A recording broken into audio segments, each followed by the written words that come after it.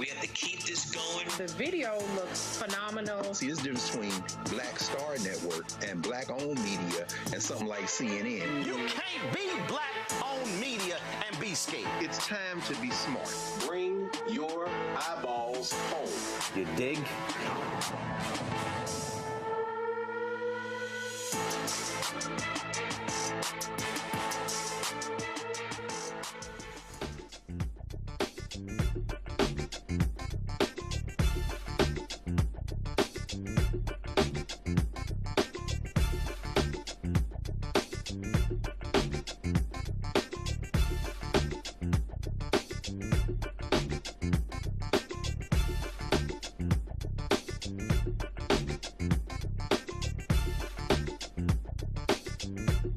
Today is Wednesday, July 8, 2026, coming up on Roland Unfiltered, streaming live on the Black Star Network. Virginia Democrats had huge success in 2025.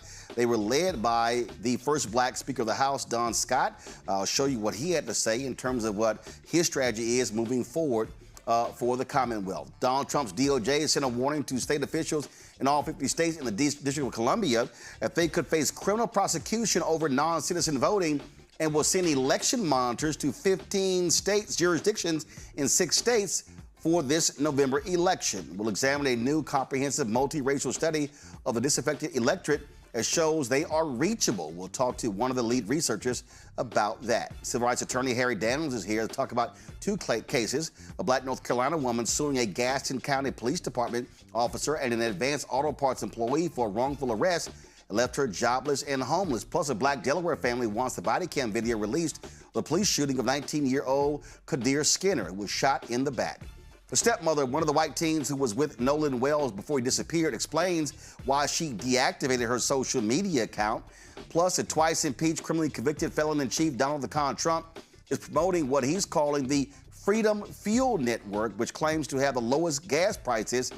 But is there a financial connection to the grifter occupying the Oval Office? Plus, more right here as we talk about this attack on Black America. Lots to break down. It's time to bring the funk on Roland Martin Unfiltered on the Black Star Network. Let's go. Whatever the piss, he's on it. Whatever it is, he's got the scoop, the fact, the fine. And when it breaks, he's right on time and it's rolling. Best believe he's knowing. Putting it down from sports to news to politics. With entertainment just for kicks, he's rolling. Yeah, it's on go, y'all. Yeah, it's Roland Martin, yeah. Rolling with Roland now. He's funk, he's fresh, he's real, the best, you know he's Roland Martin now.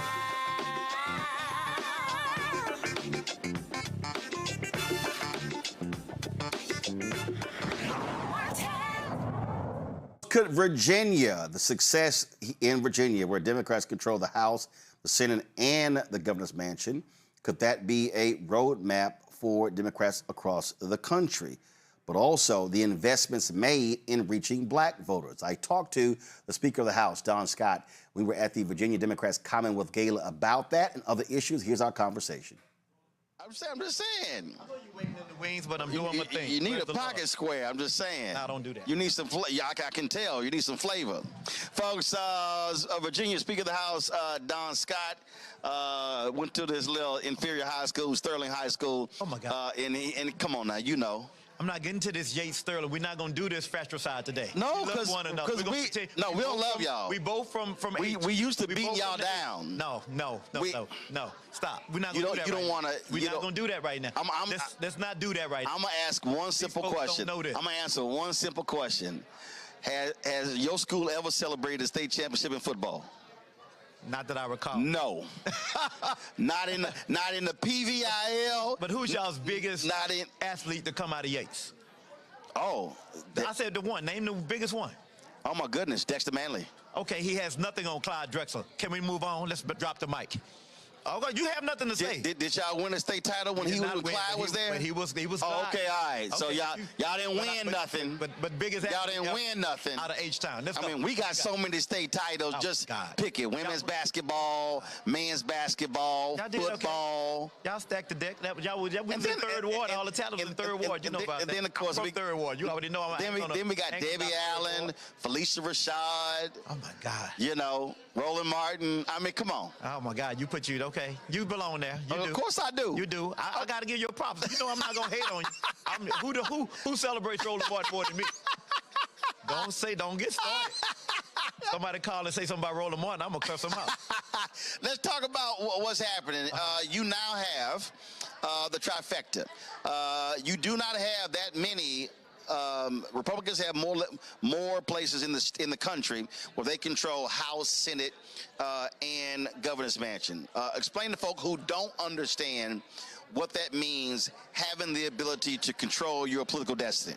We get to control the agenda. We get to set the agenda on what is going to be heard, what's going to be done.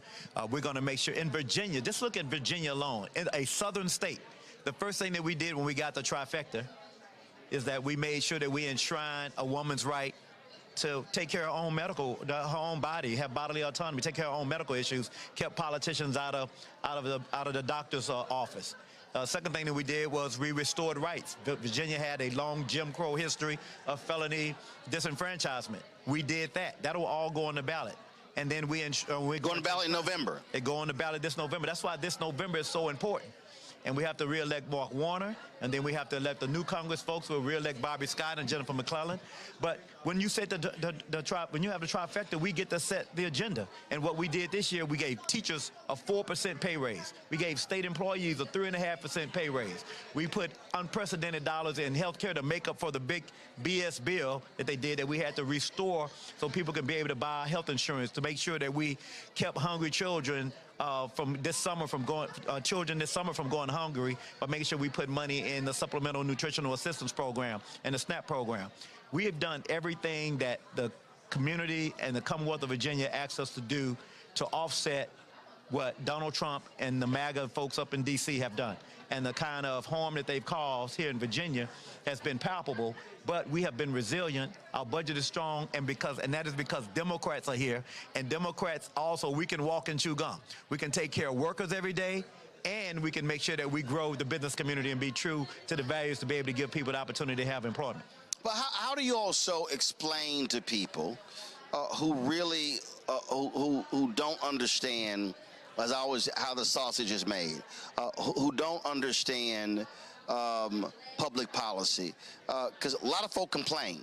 A lot of people say they want stuff to be done, but they really have to understand that process. And I keep saying it, we got to have especially in our community, we got to have massive citizenship education training where people understand what a city council does, a school board does, county commissioner does, state, and what congressional folks do. And folks ought to understand, democracy is not a destination. You have to do it every single day. You don't get to say, oh, we won an election, it's over. There's another election, and in Virginia we have one every single year. So there is always something going on. You have to stay engaged. You can't be despair. I've heard people say, well, that didn't go my way, and so now what do we do next? What do you do next is you get back up and fight. And we're from a community down in Texas where we know, we just celebrated Juneteenth. We have a legacy that we've inherited that we have to continue to fight. We don't get the chance to go into despair and start feeling sorry for ourselves. We have to continue to fight each and every day, because we're not only doing it for us, we blessing our ancestors, and we're also making sure that we take care of our progeny, our children that are going to come beyond us. And so we have to continue to fight. The policy issue, there are people that I know who had been in the minority for 20 years straight in the House of Delegates, 20 years straight.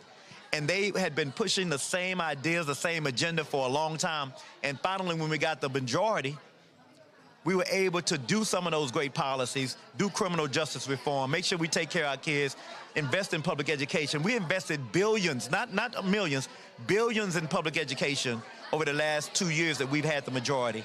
And so I feel like folks need to understand this makes a difference in everybody's life. Right. We need to make sure that we continue. So a couple of days ago, I interviewed Congressman Hakeem Jeffries, Democratic leader, and I talked about, and I said to him point blank, I said that black voters have changed, that you can't use the old model of how you go out and get black folks to vote. I said you're going to have to spend 3 to 4 times as much time, 3 to 4 times as much money, reach out to them, because it's just a different perspective when it comes to voters.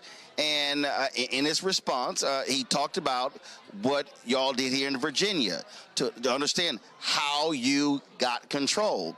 And that, to me, is what should be happening nationally. Are Democrats in other states? They're trying to hold the Senate seat in Georgia. They're trying to capture the Senate seat in North Carolina. Obviously, Texas with Tallarico, Florida. Then you have Sherrod Brown in Ohio. You have Iowa, Alaska, and then of course trying to win the House. Are they reaching out to you and saying, "Hey, Speaker Scott, show us what you did and explain to us how you did it"? You know, sadly, those leaders are not, but the Democratic activists around the country are. The people that want to win and are trying to get engaged, they have reached out to me. So the leadership is not sitting here going... The only leader who has spoken to me consistently is Hakeem Jeffries, to his credit. We have talked several times about what we needed to do, and I've seen him implement some of the things that I've talked about. You got to remember, when I came in, I was the minority leader in 2022. My job was to win 23 in a tough environment where Joe Biden was at 38% in Virginia in approval ratings. We had a very popular governor here, a Republican governor, who was doing everything in his power to keep us in the minority. We won back the majority with a 2-vote majority, 51-49 in the House. That was 100 seats.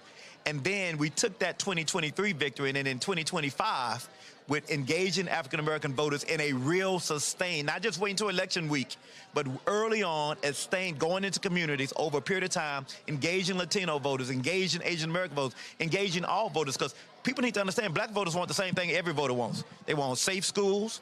They want a resilient economy. They want public safety. They want the same thing. People keep saying, well, what do black voters want? They want a job. They want to work. They want to believe that they have, if they do the work. They want a business. They want access to capital. They have aspirations. They want to be able to start a business. They want to be able to have access to capital. They want to be able to make sure that the playing field is fair. They like James Brown. They don't want nobody to give them nothing. Just open up the door. They get it themselves. And so I think we need to continue to understand that black voters have the same aspirations as every other voter. And I think what's happened is we started speaking just down the voters sometimes. And I think we need to go back to communicating. And we spent a lot of energy. And we were able to take that 51-49 majority in 2023 and turn it into a 64-36 majority in just 2 years to where we are right now. And that's the largest majority, Democratic majority, in 5 decades in Virginia. So we know what to do with it. We continue to do this work and continue to build on it and then deliver once we get the majority. You can't get the majority and celebrate. Right. You have to get the majority, deliver, and then communicate what you deliver. See, that's, to me, I would think that these progressive billionaires and others out there who are spending money will be sitting here saying, Speaker Scott, come on here and explain us the game plan. And listen, I've been highly critical, and I ain't got no problem keep doing it.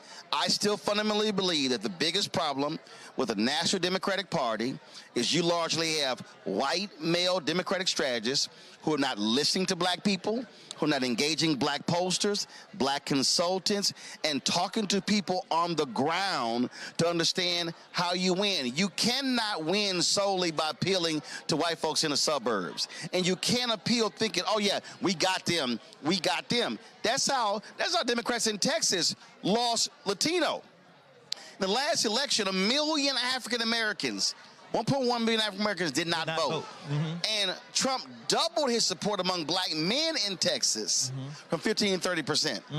Ashley Etienne dropped a new piece the other day. And so my deal is, if you want to win, you had better learn how to engage this new black voter, because the black voter in 2026 is not the same even when Obama ran in 2008. Totally different. Totally different. And folks have to understand that. And, you know, there is something about, that's why Mandami took everybody by surprise, because we live in these echo chambers. People got to get outside and go touch grass, go be outside more, because Joe Madison, God rest his soul, always said, you got to put it where the goats can get it. Yeah. And that's what folks are doing. And that's why we were able to grow here. And to Governor Abigail Spanberger's credit, that's why she did so well.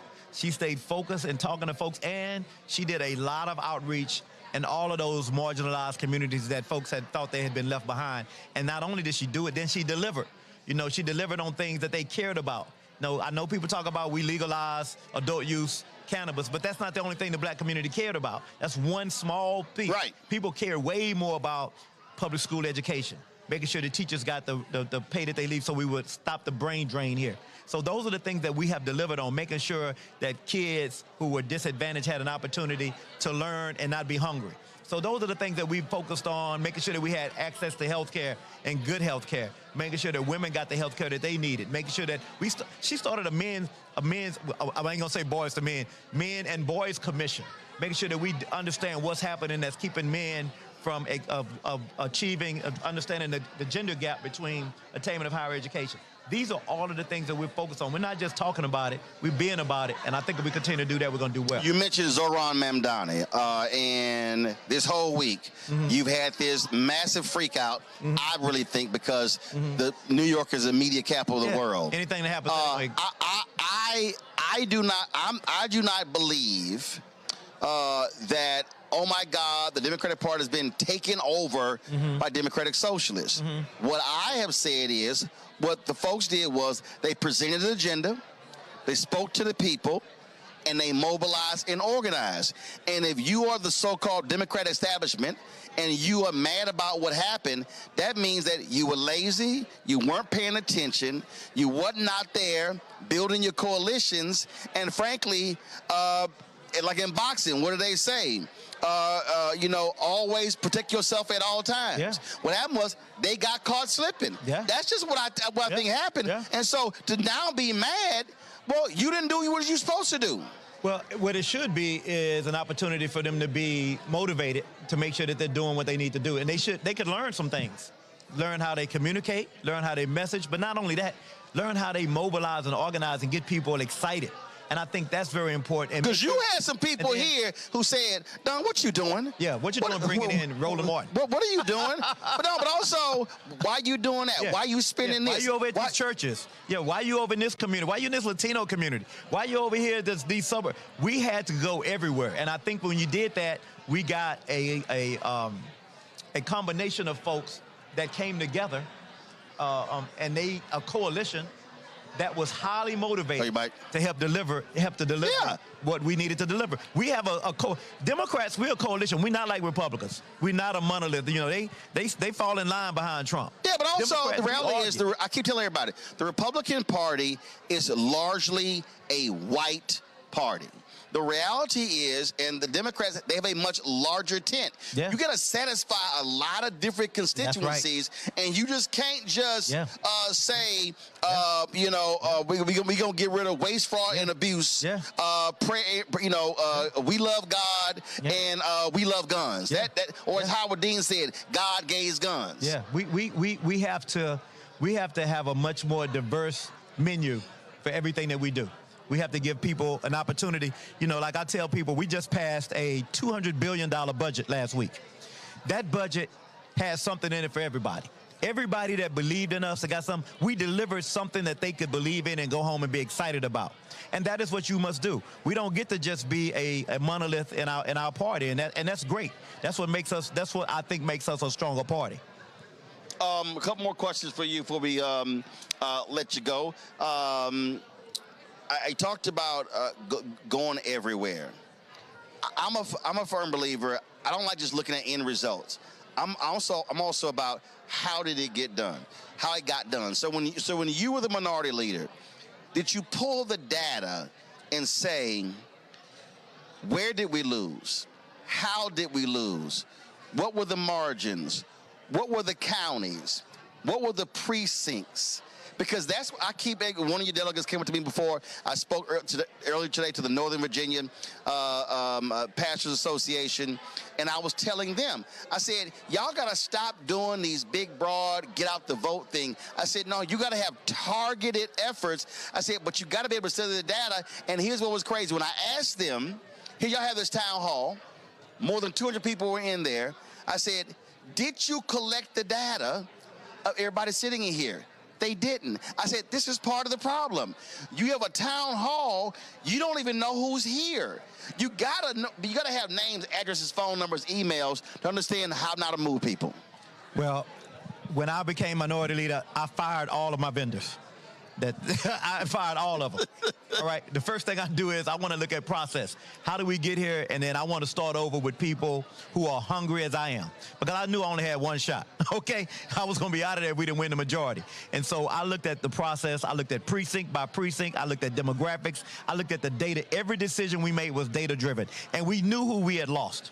We knew what communities we had lost. We knew what we needed to target. And we knew that the margins were so thin that we needed to focus on those folks. We didn't win 64 seats by having blowouts. We won by thin margins in a lot of different communities. We won every single district that was a toss-up district this last cycle. All 13 toss-ups that Donald Trump had won, we won. That's what we did, because they were razor-thin margins, and we won them all. And we're at the point now That's how we got 64 seats. And we're at the point now where you win by margins, which is why I say every vote absolutely matters. And when you micro-target, you have to micro-target. That's how you actually end up winning. You have to micro-target. You have to be intentional. You cannot be embarrassed to be intentional about telling people, hey, I'm trying to get your attention. I'm trying to shake you so I can talk to you, so I can get you out of that chair or get you out of the, I think there's a lot of apathy towards voting now, especially with the younger community. We have to continue to work hard to communicate with them. I tell people all the time, it costs Democrats twice as much money to communicate in these communities that are disenfranchised, that are apathetic, because we have to really shake them to get them to listen, to understand, and that's what we have to do, and that's what we're going to continue to do. Last and question. That's why I'm going to continue to be, we're going to continue to win here. Last one point for you. Make that point. Jay Jones. Which camera is his? Which camera is Speaker Scott's? Which? Right here? Right here. No, over here. Over here. The camera right there. In the middle. Tell National Democrat and donors that very point in terms of how they must be spending properly in black communities if they expect a massive turnout in November. I mean, it's like anything that we do, there is no return on zero investment. We have to make huge investments to get the returns that we need to win in these elections. And we have to be very intentional and direct with the voters that we want to win over. If we don't do that and take them for granted, they will stay home. We're not losing elections because we don't have the message. I'm tired of hearing people say that. We're not losing elections because we don't have the ideas. We're losing elections because we're not making the investments in communities where they believe that we actually care about improving their lives and the lives of their children. That is why. Thank you. All right, Fred, I appreciate it. 06. My Alpha Aggie right here. So I'll tolerate Sterling. We'll mention the other two. Well, I will see. All right, folks, if you want to see all of our interviews from the night, simply go to our YouTube channel and check it all out. Let's talk about Donald Trump's Justice Department continuing to attempt to suppress votes. Again, it is their continuation war on black America. The DOJ has sent letters to election officials in all 50 states and the District of Columbia, warning them that they could face criminal prosecution for allowing non-citizens to vote, even though they already can't vote. The letters were signed by the Assistant Attorney General for Civil Rights, Harmeet Dillon, who is pathetic.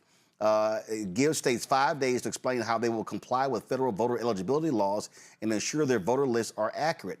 Dillon announced on social media that the DOJ will deploy federal election monitors to 15 jurisdictions across 6 states during the 2026 primary season. This is what she had to say. In 2026, in this upcoming primary season, the United States Department of Justice Civil Rights Division, as it has done for decades, is this year sending election monitors into 15 different jurisdictions in 6 states.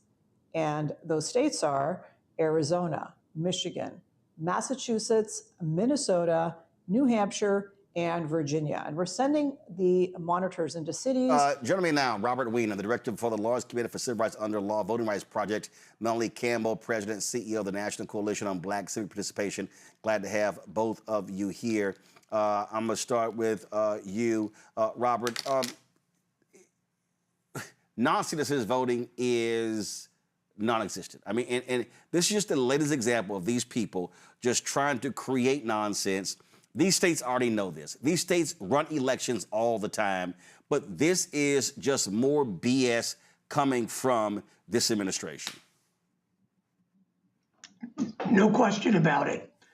This is the administration trying to intimidate public officials who are responsible for voting. This is the administration trying to undermine public confidence in the integrity of our elections. In fact, voting is safe in this country. Our electoral systems have integrity, but this president wants to create chaos and lack of confidence, and he wants to use the chaos that he creates to justify setting aside the results of elections that he doesn't like. Melanie, I remember when Fox News was whining, complaining about members of the new Black Panther Party at a couple of polling booths in Philadelphia. They were actually black polling booths. What this here is, as Rob said, is absolutely voter intimidation. That is their aim, and they want to scare people from showing up. Oh, most definitely, Roland. And the reality is, this is just the beginning of the chaos. One of the things that we know that was tested was what they did in Georgia when they went into Fulton County and snatched ballots. The idea that they're going to use ICE, the idea they're going to use every weapon they can, is something we just need to be prepared for. And the question is how to make sure that we're prepared for it. It's very different when you have a federal government using legal, not legal, but using law enforcement, federal law enforcement agencies to actually try to hijack this election. So the idea that DOJ is going to send monitors is just another tool that they're using against the idea of free and fair elections. And so we have to try to do all we can to fight back. I know the Lawyers Committee love you all so very much, and the legal organizations are doing all that they can, but we also have to have our own front line, if you will, in these polling places. They know that people who are non-citizens aren't voting, but that's not the point. The point is, as has been mentioned, is intimidation to get folks not to show up. The point is what they did with the Haitian community and going after the Haitian community. And their idea is they can shave off. I was listening to your interview just a few, right before this, where the reality is elections are won, on the margins. You get enough of shaving away of fear and intimidation, people just won't even show up at all for fear that they can run into law enforcement and harassment, or even being jailed for no reason. So we've got a big fight ahead, but the enemy's showing the hand. We have to be prepared for it. Absolutely. And again, look, voters have rights. And I've said this here, Robert, that, they're calling for these Republicans to be monitors. Well, guess what? Progressives and independents and others got a right to have election monitors, too. We got to show up, Just the fact of monitors, it would not be troubling by itself. We had monitors when I was in the Justice Department. We monitored 800 communities in 2024. But when you put it in the context of the threats to voting officials, when you put it in the context of threats to cut off funds to jurisdictions that don't toe the line, then you have to say, we have to look at monitoring very closely. And we have to make sure that it is done properly, impartially, that it is done well. And,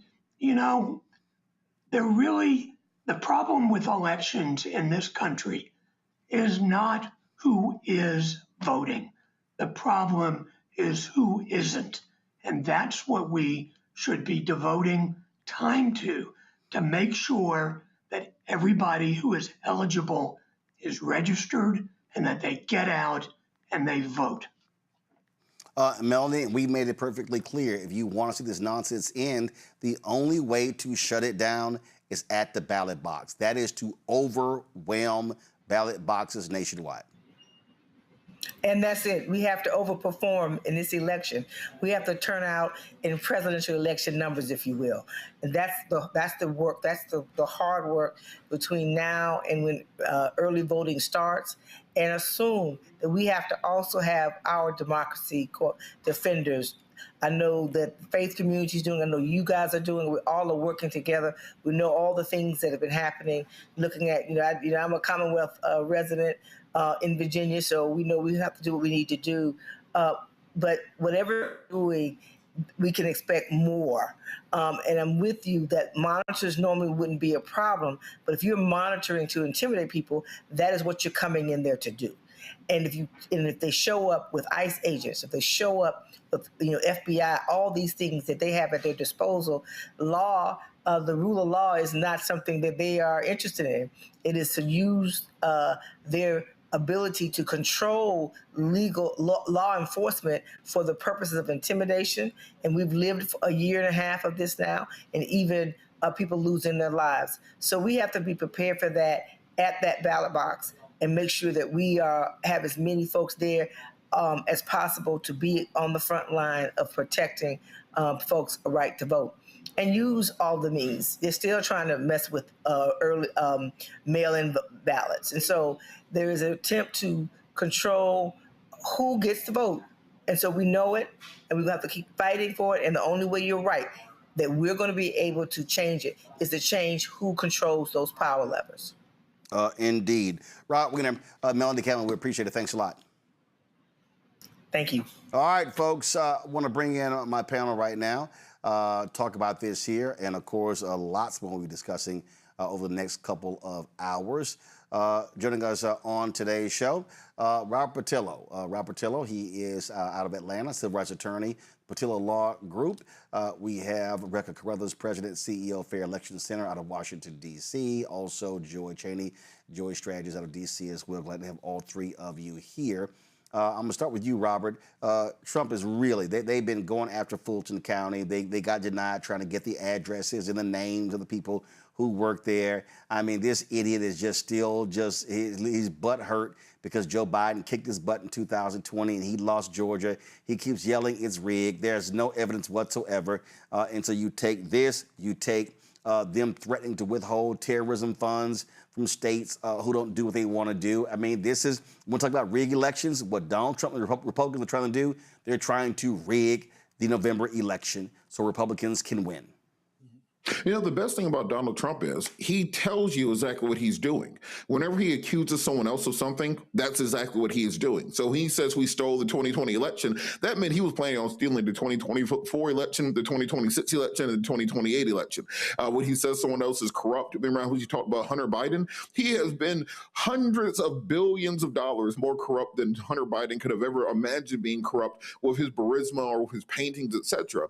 And what we know right now is when President Trump talks about these election issues, or elections not being fair, not being secure, how we have to path to save that, what he is actually saying is, I have every intention of rigging this coming up. I'm going to use every lever of power possible to steal this election. He is making it very clear that he says it to Republicans all the time. We have to pass the SAVE Act above any other piece of legislation, because if we do not have it, I will be impeached. You will be put out of power. If we allow the American people to have an actual voice in our democratic system, if they are actually allowed to express their concerns and vote for the candidates of their choice, we will lose. So we need to understand this, the lack of outrage nationally is the most concerning and deafening part. There's a reason when Donald Trump got into office, the first thing he did was go after social media companies. He had Zuckerberg, he had all the big social media people, Elon Musk at inauguration. Then he went after network television. He went after the newspapers to install his own MAGA loyalists in every part of media. The reason for this is you have more people spending this summer debating the Spend That Ish challenge than talking about whether or not we will have the right to vote come this fall. And until we can break through to people and help them to understand the importance and gravity of what's coming up, what is happening right now, we're not going to be able to break through. And the first place we have to go is to all these MAGA celebrities who decide to perform for President Trump at America 250. And say, well, if you're going to be taking that check from President Trump, I need you talking about voting rights the remainder of the year. You got to make your money however that is, but I want you going out here and using that money to make sure we are informing our people and turning out the vote for November. Rebecca. States are already doing their constitutional role. Their constitutional role is to make sure that they are correctly administering state and local elections. They're correctly administering federal elections that happen within state borders. States are able to properly vet, to determine, to make sure that those who are registering the vote, those who are casting their ballot, are indeed eligible to register the vote and are eligible to access the ballot box. The reason why we see this particular president, and the reason why we're seeing this puppet Department of Justice that has virtually cleaned out all of its voting rights attorneys who have been there for decades, who are steeped in constitutional law and steeped in voting rights and election law in this country, the reason why the Department of Justice fired all of those people, the reason why the administration is hell-bent on making sure that voters who are eligible aren't turning out is because they know that their policies aren't popular. The point is this, is that anyone in this country that is eligible to vote should be able to register the vote and cast their ballot and for their ballot to count. And unfortunately, this president doesn't want any of those things to happen. Joy. That's absolutely right. The other thing I think that is clear is that we have to make sure our groups are ready. So I want to make sure that our civil rights organizations, our fraternities, sororities, whomever, that we're working in concert with other groups who are also being impacted. Are we educating our voters? Are we registering voters?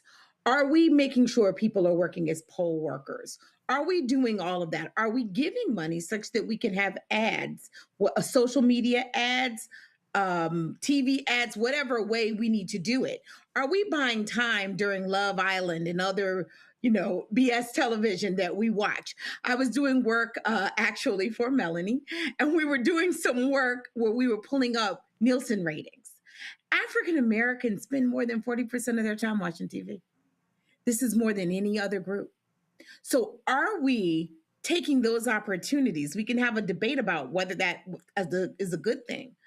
But are we taking our time and saying, we're going where the voters are, and we're going to be putting our resources? I feel like we're talking a lot, and we know what needs to be done. But just like they did in Virginia, they didn't just talk about it. They actually did it.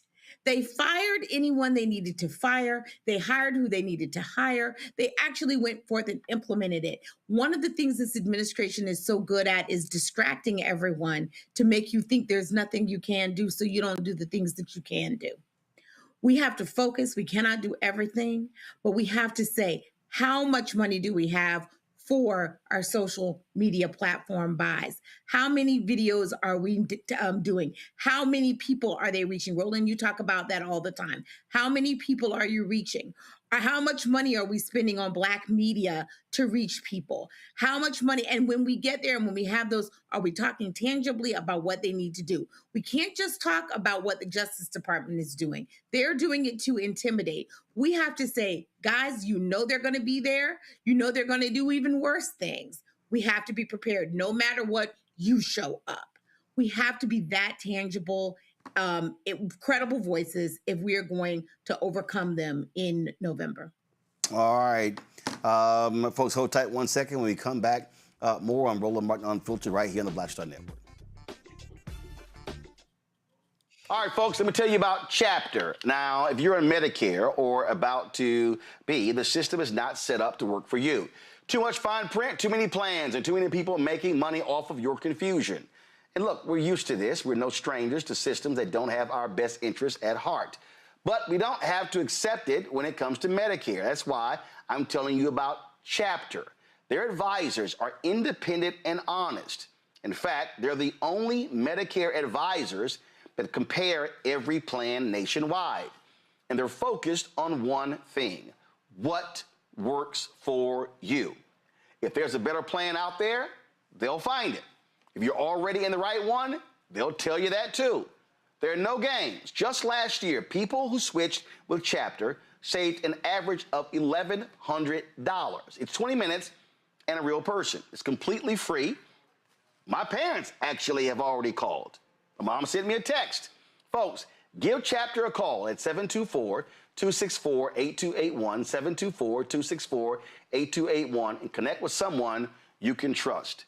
Folks, these are the kind of services that we need for our audience here at Roland Martin Unfiltered and the Black Star Network. So call Chapter right now, 724-264-8281.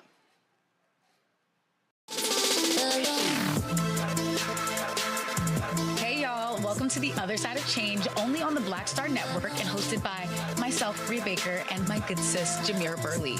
We are just two millennial women tackling everything at the intersection of politics, gender, and pop culture. And we don't just settle for commentary. This is about solution-driven dialogue to get us to the world as it could be and not just as it is. Watch us on the Black Star Network, so tune in to The Other Side of Change.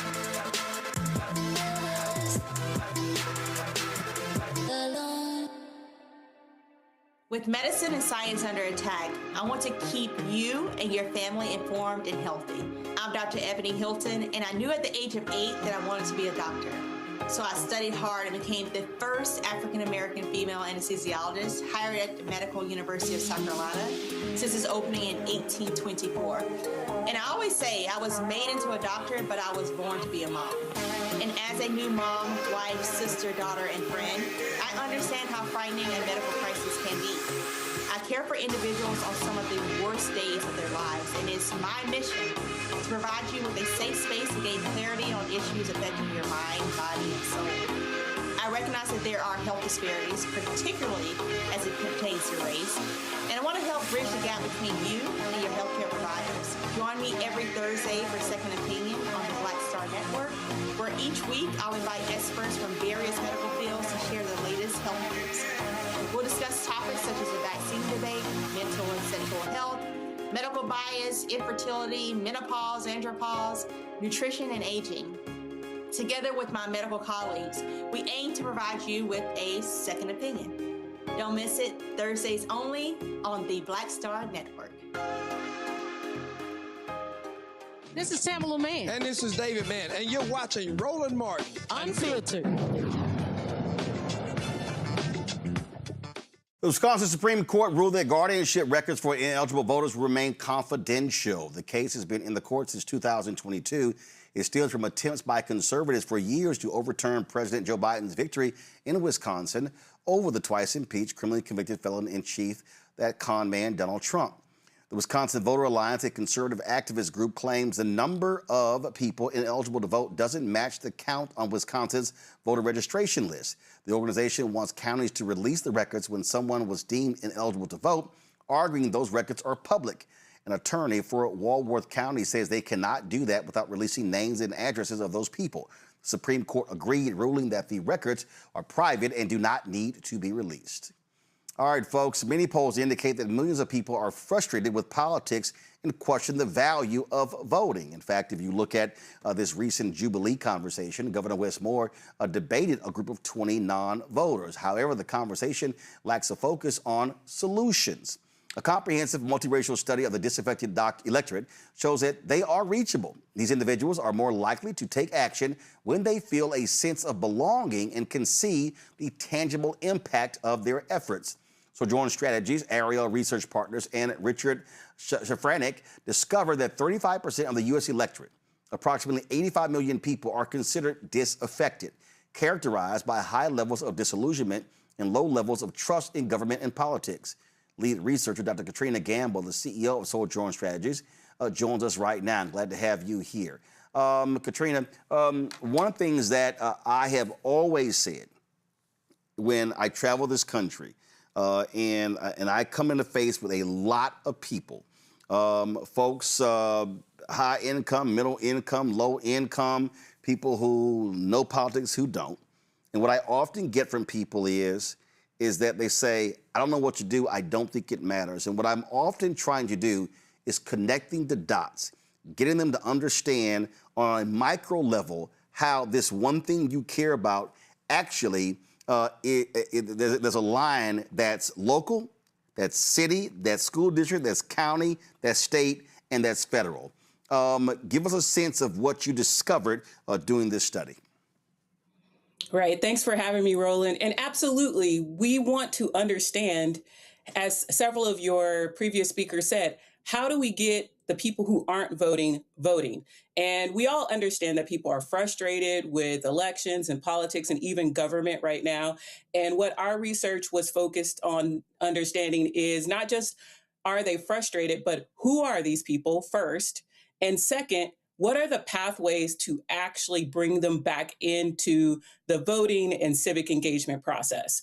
And one of the key things that we found is that, as you said at the top, that this is nearly 35% of the electorate is feeling this way, and that this feeling of disaffection is grounded in real experiences of distrust and frustration with elections and politics. And so the solution to bringing people back in is going to require something more than just simply quick message testing and things like that. So how do we then reach them? What are the ways to do it? One of the things that I have long called for is I call it citizenship education training, workshops, teachings, things along those lines, in person and virtual. And I say, listen, they should be on a weekly basis. There should be especially in southern states, every single week, a church or community group should be having these sessions. Gary Chambers does this in Louisiana, teaching people the basics of politics. I call it City Hall 101, School Board 101, County Government 101, State Government 101, Federal Government 101. What do the people say how they want to be communicated with and reached? Right. So first, there's two things I want to emphasize. To reach these people, we have to know who they are. And one of the things that we found in our research is that the people who are disaffected, not surprisingly, they are majority young, over 52% of them are millennials and Gen Z. These are people who have lower levels of resources in terms of income and education. So you could imagine these are the people who are economically strained right now. They're struggling. And so we need to know who the people are we're trying to reach first. And second, the research found that even though these people are disaffected and frustrated with government and politics, there are some clear pathways. To your point about local elections, even though they don't trust federal government, they trust the state government a little bit more. The place that we found where people trust the government the most is local elections. So one of the things we say is start with conversations about local politics. I think that's a good way to start building trust and engaging people. And the biggest thing we found is that the biggest predictor of this segment of folks to participate in elections is increasing their sense of belonging. Making sure that they are connected to organizations, that they are connected to people, that they are connected to organizations within their community. We actually found that if people had a higher sense of belonging, they were 2.5% more likely to say that they would vote in the 2026 elections if they didn't have any sense of belonging. You have here we go to my iPad. Identify messengers who share working class experiences and lean into working class values that address the immediate struggles disaffected face. Bishop William Barber, one of the things that he always does, he emphasizes, is that he wants affected voices speaking. When they have events, the Poor People's Campaign Repairs of the Breach, they don't want just they don't want entertainers, they don't want the politicians, they don't want those folks speaking. They want affected people speaking and explaining what they're dealing with. They want them to be centered. Is that what you're talking about here too? Yes, absolutely. We asked a question about who do you listen to about elections and politics, and people were very clearly, they named two things. People like myself, right? So we already said that these are working class people. So working class people and their friends and family. So it has to be people that they trust. And then we asked a question of who do you feel most connected to? And they said that they feel connected to working class people and people like themselves. And so the data shows that if you are trying to reach people who, for good reasons, feel very distrustful of the political industry, the people who you need to be engaging and rebuilding that trust are, like you said, the people who are affected. So other working class people, and you have to be actually speaking to the things that are front and center for them, which for this group of people, it really is the financial strain that folks are feeling in this moment.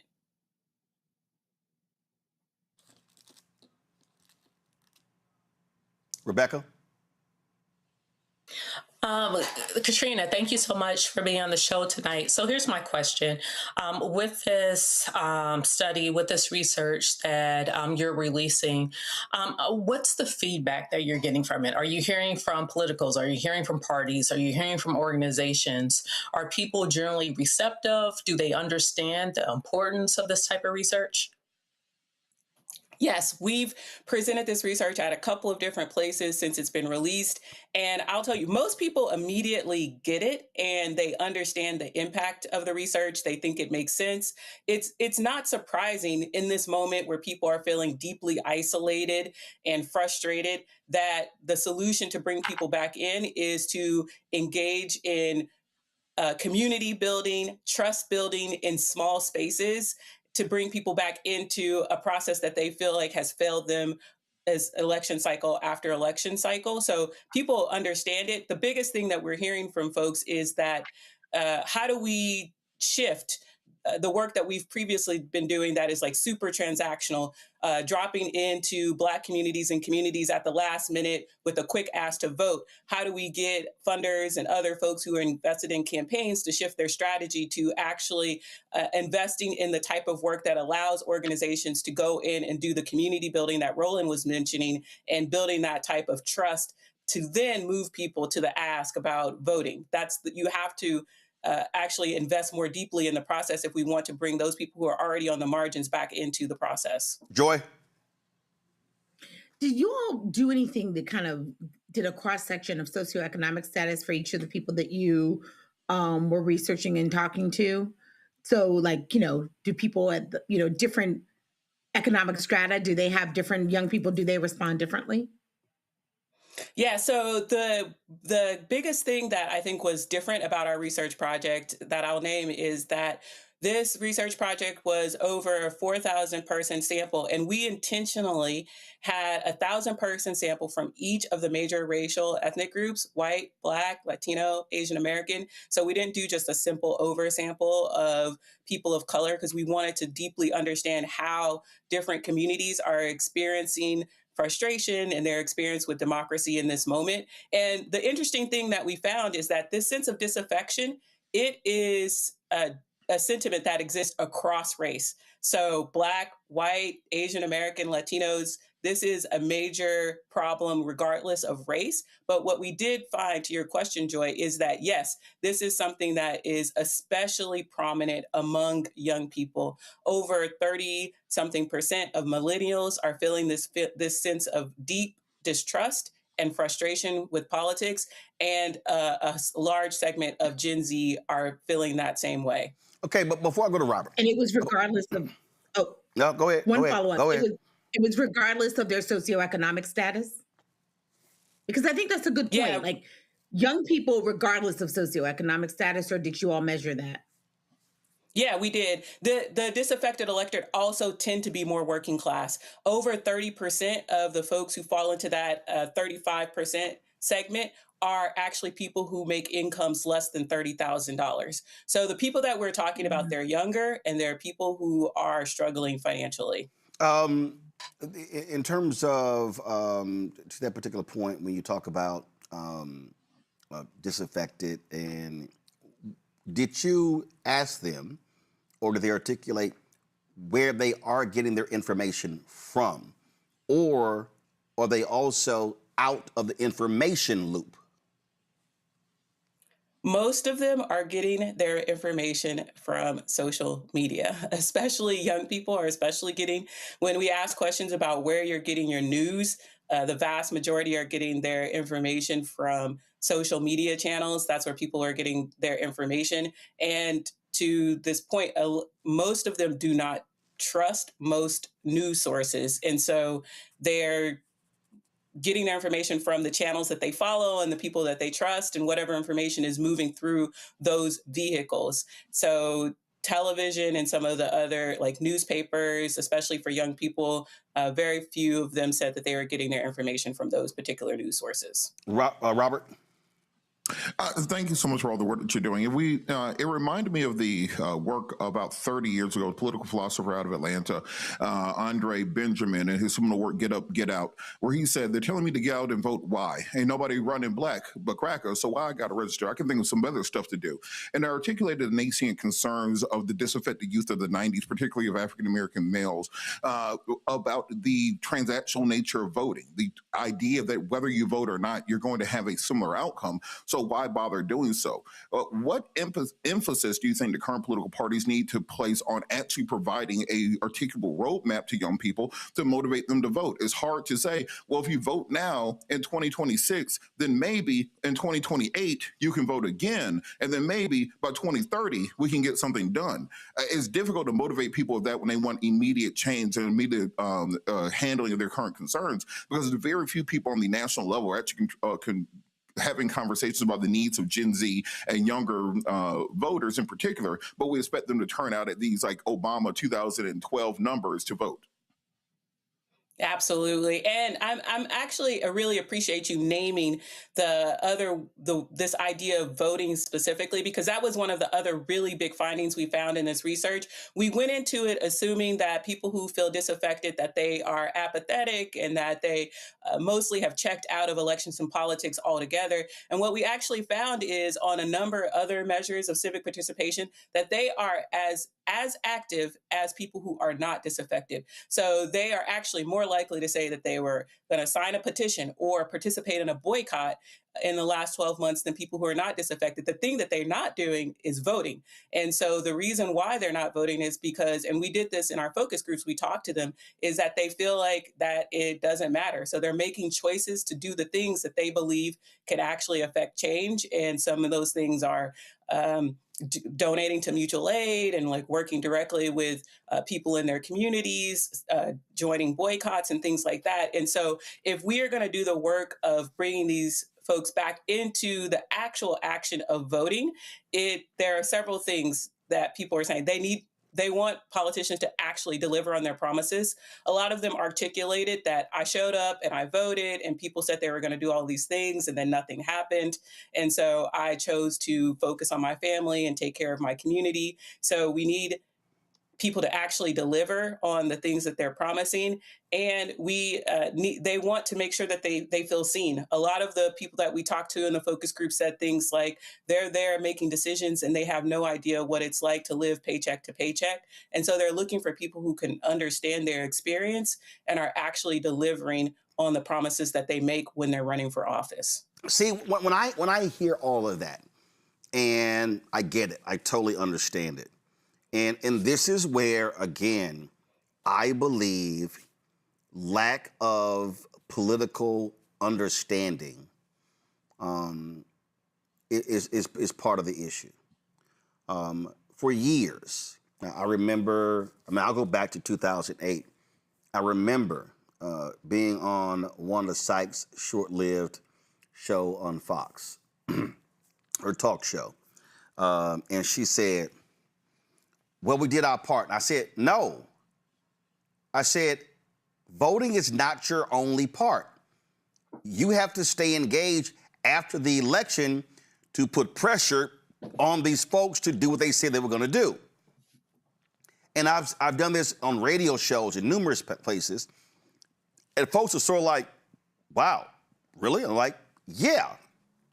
Two, as you were talking about folks who say, well, I just don't think it matters. Or, well, they were supposed to do this here and then it didn't happen. Also, I think a lot of people don't understand, you might vote for said person. Let's just say school board or city council member. But if it's 9 council members, that person's gonna need 4 other votes. You gotta get 5 out of the 9. And what I've encountered are a lot of people who really don't understand that, yes, you might vote for an individual, but there are other pieces of this political thing. If you say I voted for this person for president, and if you voted for the Democrat, but the Republicans control the House and the Senate, guess what? A lot of your stuff ain't gonna get passed. And so was that showing up, and did they speak to that in terms of what is gonna be required to walk people through the reality of what politics really is about? Because I just think, again, and I've been encountering people for years, Katrina, I just think people just go, oh, well, I elected so-and-so, nothing changed. Well, they're one of 200, if they're in a majority in the House, one of 218. Black people were mad. Democrats, they ain't done nothing with George Floyd Justice Act. No, it passed the House. It didn't pass the Senate. And so, did you see that in this survey? We didn't ask questions that got specifically at what you're articulating there, Roland. But one of the things that I will say as someone who has been in this work for many years is that, in part, the way that we organize people to vote is created the situation that you're naming, because oftentimes, especially for the Black electorate, we show up just a month or so before the election, and we create this urgency, and we tell people that they have to vote, and if they vote, that this is the thing that is going to change things. And so, in part, many of the people who are doing this work they are creating that false sense that voting is going to solve all of the problems. So one thing I would say is that part of it is we have to readjust how we organize and talk to Black voters. The other thing is that over the course, not just in this survey, but in other research that we've done, is that we have found when people are, to your point, brought into organizations where they are a part of a community, where they are developing their own civic education and leadership development, they understand their agency in the process, not just with voting, but other forms of civic action, that they're much more likely to be engaged. So I agree with you that the solution isn't just voting, that there are other things that need to be done, but I think it's part of the job of the people who are doing work around the political industry and political education to make sure that people understand the full process, understand their power in this process, and bring them into organizations that can show them how they can have an impact, hold people accountable outside of elections. And I think people are actually looking for that. From some of the things that people said in the focus groups, they're saying that they want to be more connected to their community. They want to be a part of organizations where they feel seen and they have a voice. But many of them are articulating that they don't have those spaces where they live, or no one is inviting them into those types of spaces. You know, there's a book that I'm actually, literally, we are writing it and editing it right now. It's called Black Forward, where I talk about this very thing. And one of the things that I have been really focusing on, and I talk to Bishop William Barber a lot, and I'm always talking about how we have to go from micro to macro, how we have to look at this thing totally different. Again, I grew up, the reason I am politically astute, the knowledge that I have, is it wasn't top down. It was because my parents were co-founders of a civic club.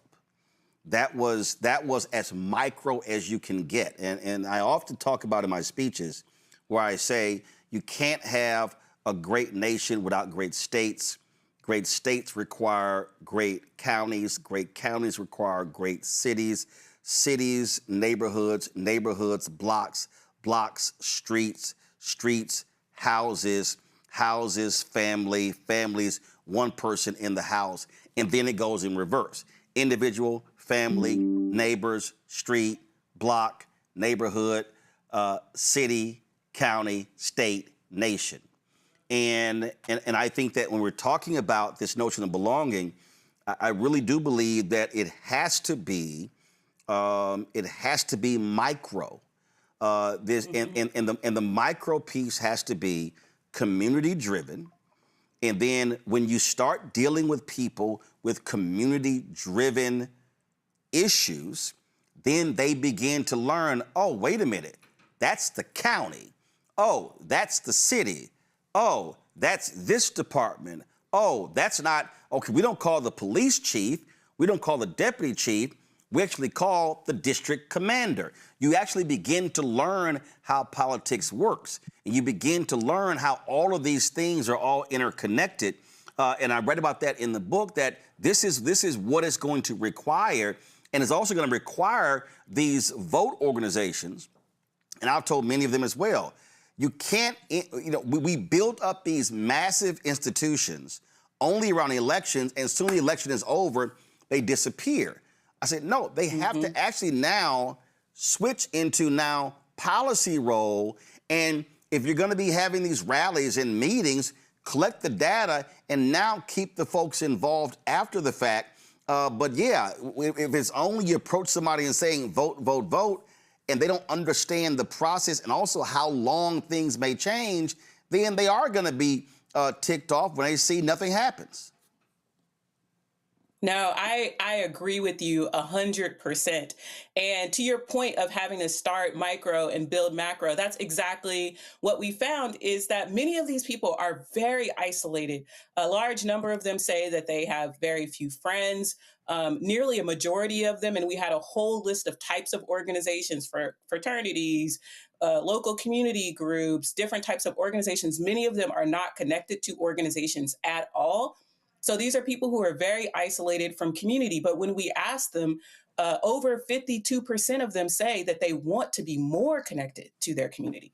So it's not a lack of desire. I think that it's a lack of access to community. And so the way that we move people to engage despite this frustration and distrust is, to your point, we have to rebuild the civic infrastructure in this country. We have to start building what I like to call civic homes, places where we're creating deep senses of belonging and connection for people. And then we're providing trainings for them to understand their own agency and leadership in this democracy, and a place where they can work with other peoples in their community to actually have an impact. When people have the ability to do that together and they can see where they can win, they can see where they can push. Even if they don't win, they can see how they can get different elected officials to react to them. They start to understand their power, and that's how you can get them to engage in all forms of civic action, including voting. But with people who have this level of distrust, we can't just show up on their door in October and say, "Hey, will you vote?"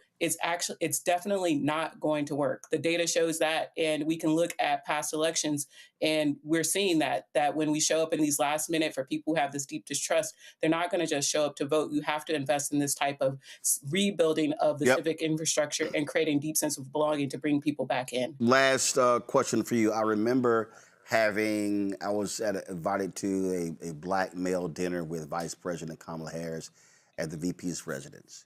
November 2023. And I remember saying to her point blank, and then I said it to Quentin, the deputy campaign manager, and I said it to Cedric Richmond, I said it to others. I said, guys, listen, I said, if the election is in November 2024, I said, January to the end of July should be I said, you should be having a litany of what I call educate, enlighten, inform discussions, where you literally are telling people, we accomplished this, walking them through these things. I said, you should have city council members, school board members, county commissioners, state reps, state senate, members of the House, holding I'm talking about thousands of town halls everywhere. You should have your volunteers. You talk about these civic groups having these small conversations as well to walk people through what you did. Because one of the things we saw in the data, there were a lot of stuff that Biden Harris did. People had no idea they did because they did a horrible job as a White House explaining to people. I said, so that's going to be January to July, and you have to invest. Your convention is in August. Then you're getting into September and October, the meat of the campaign. I said, if you don't do that in January to July, I said, you're going to be showing up in September, October, and they're going to have no idea what the hell you did. And I've said this to so many damn candidates, and I'm like, y'all have got to stop the normal way of running, because you're going to have to invest more time and energy on the front end. You need a longer runway than just this short 2, maybe 3 month window. I could not agree with you more. We actually did research.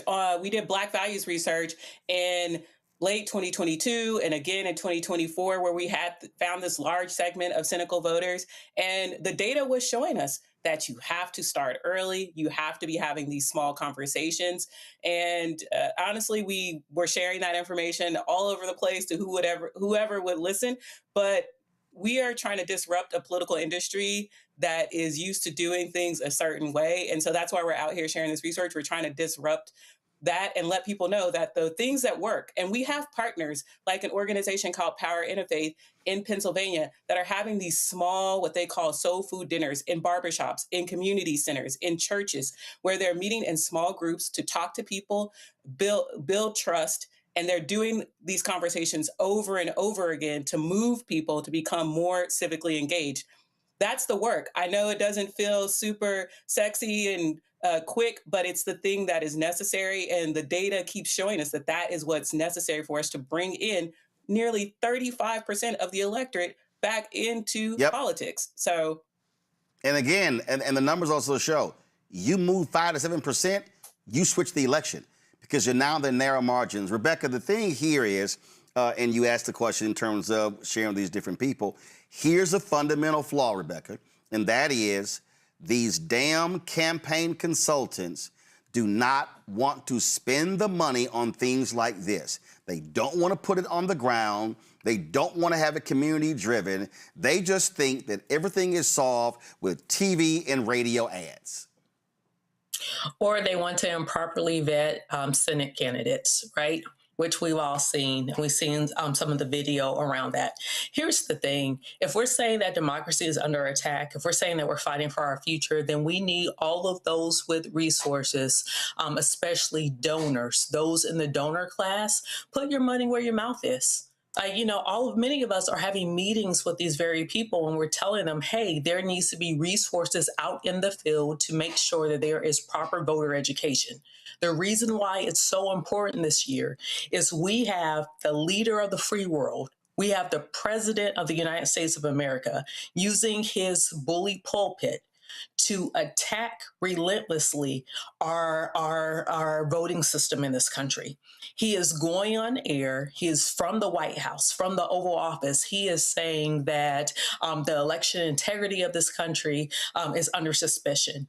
He is also saying and doing other things by using every agency in the executive branch to attack voting rights in this country. He is relentlessly suing. He is threatening to withhold money from states. He is attacking vote by mail. He is attacking campuses from following the law, which says that campuses that receive federal funding are supposed to provide opportunities and register students to vote.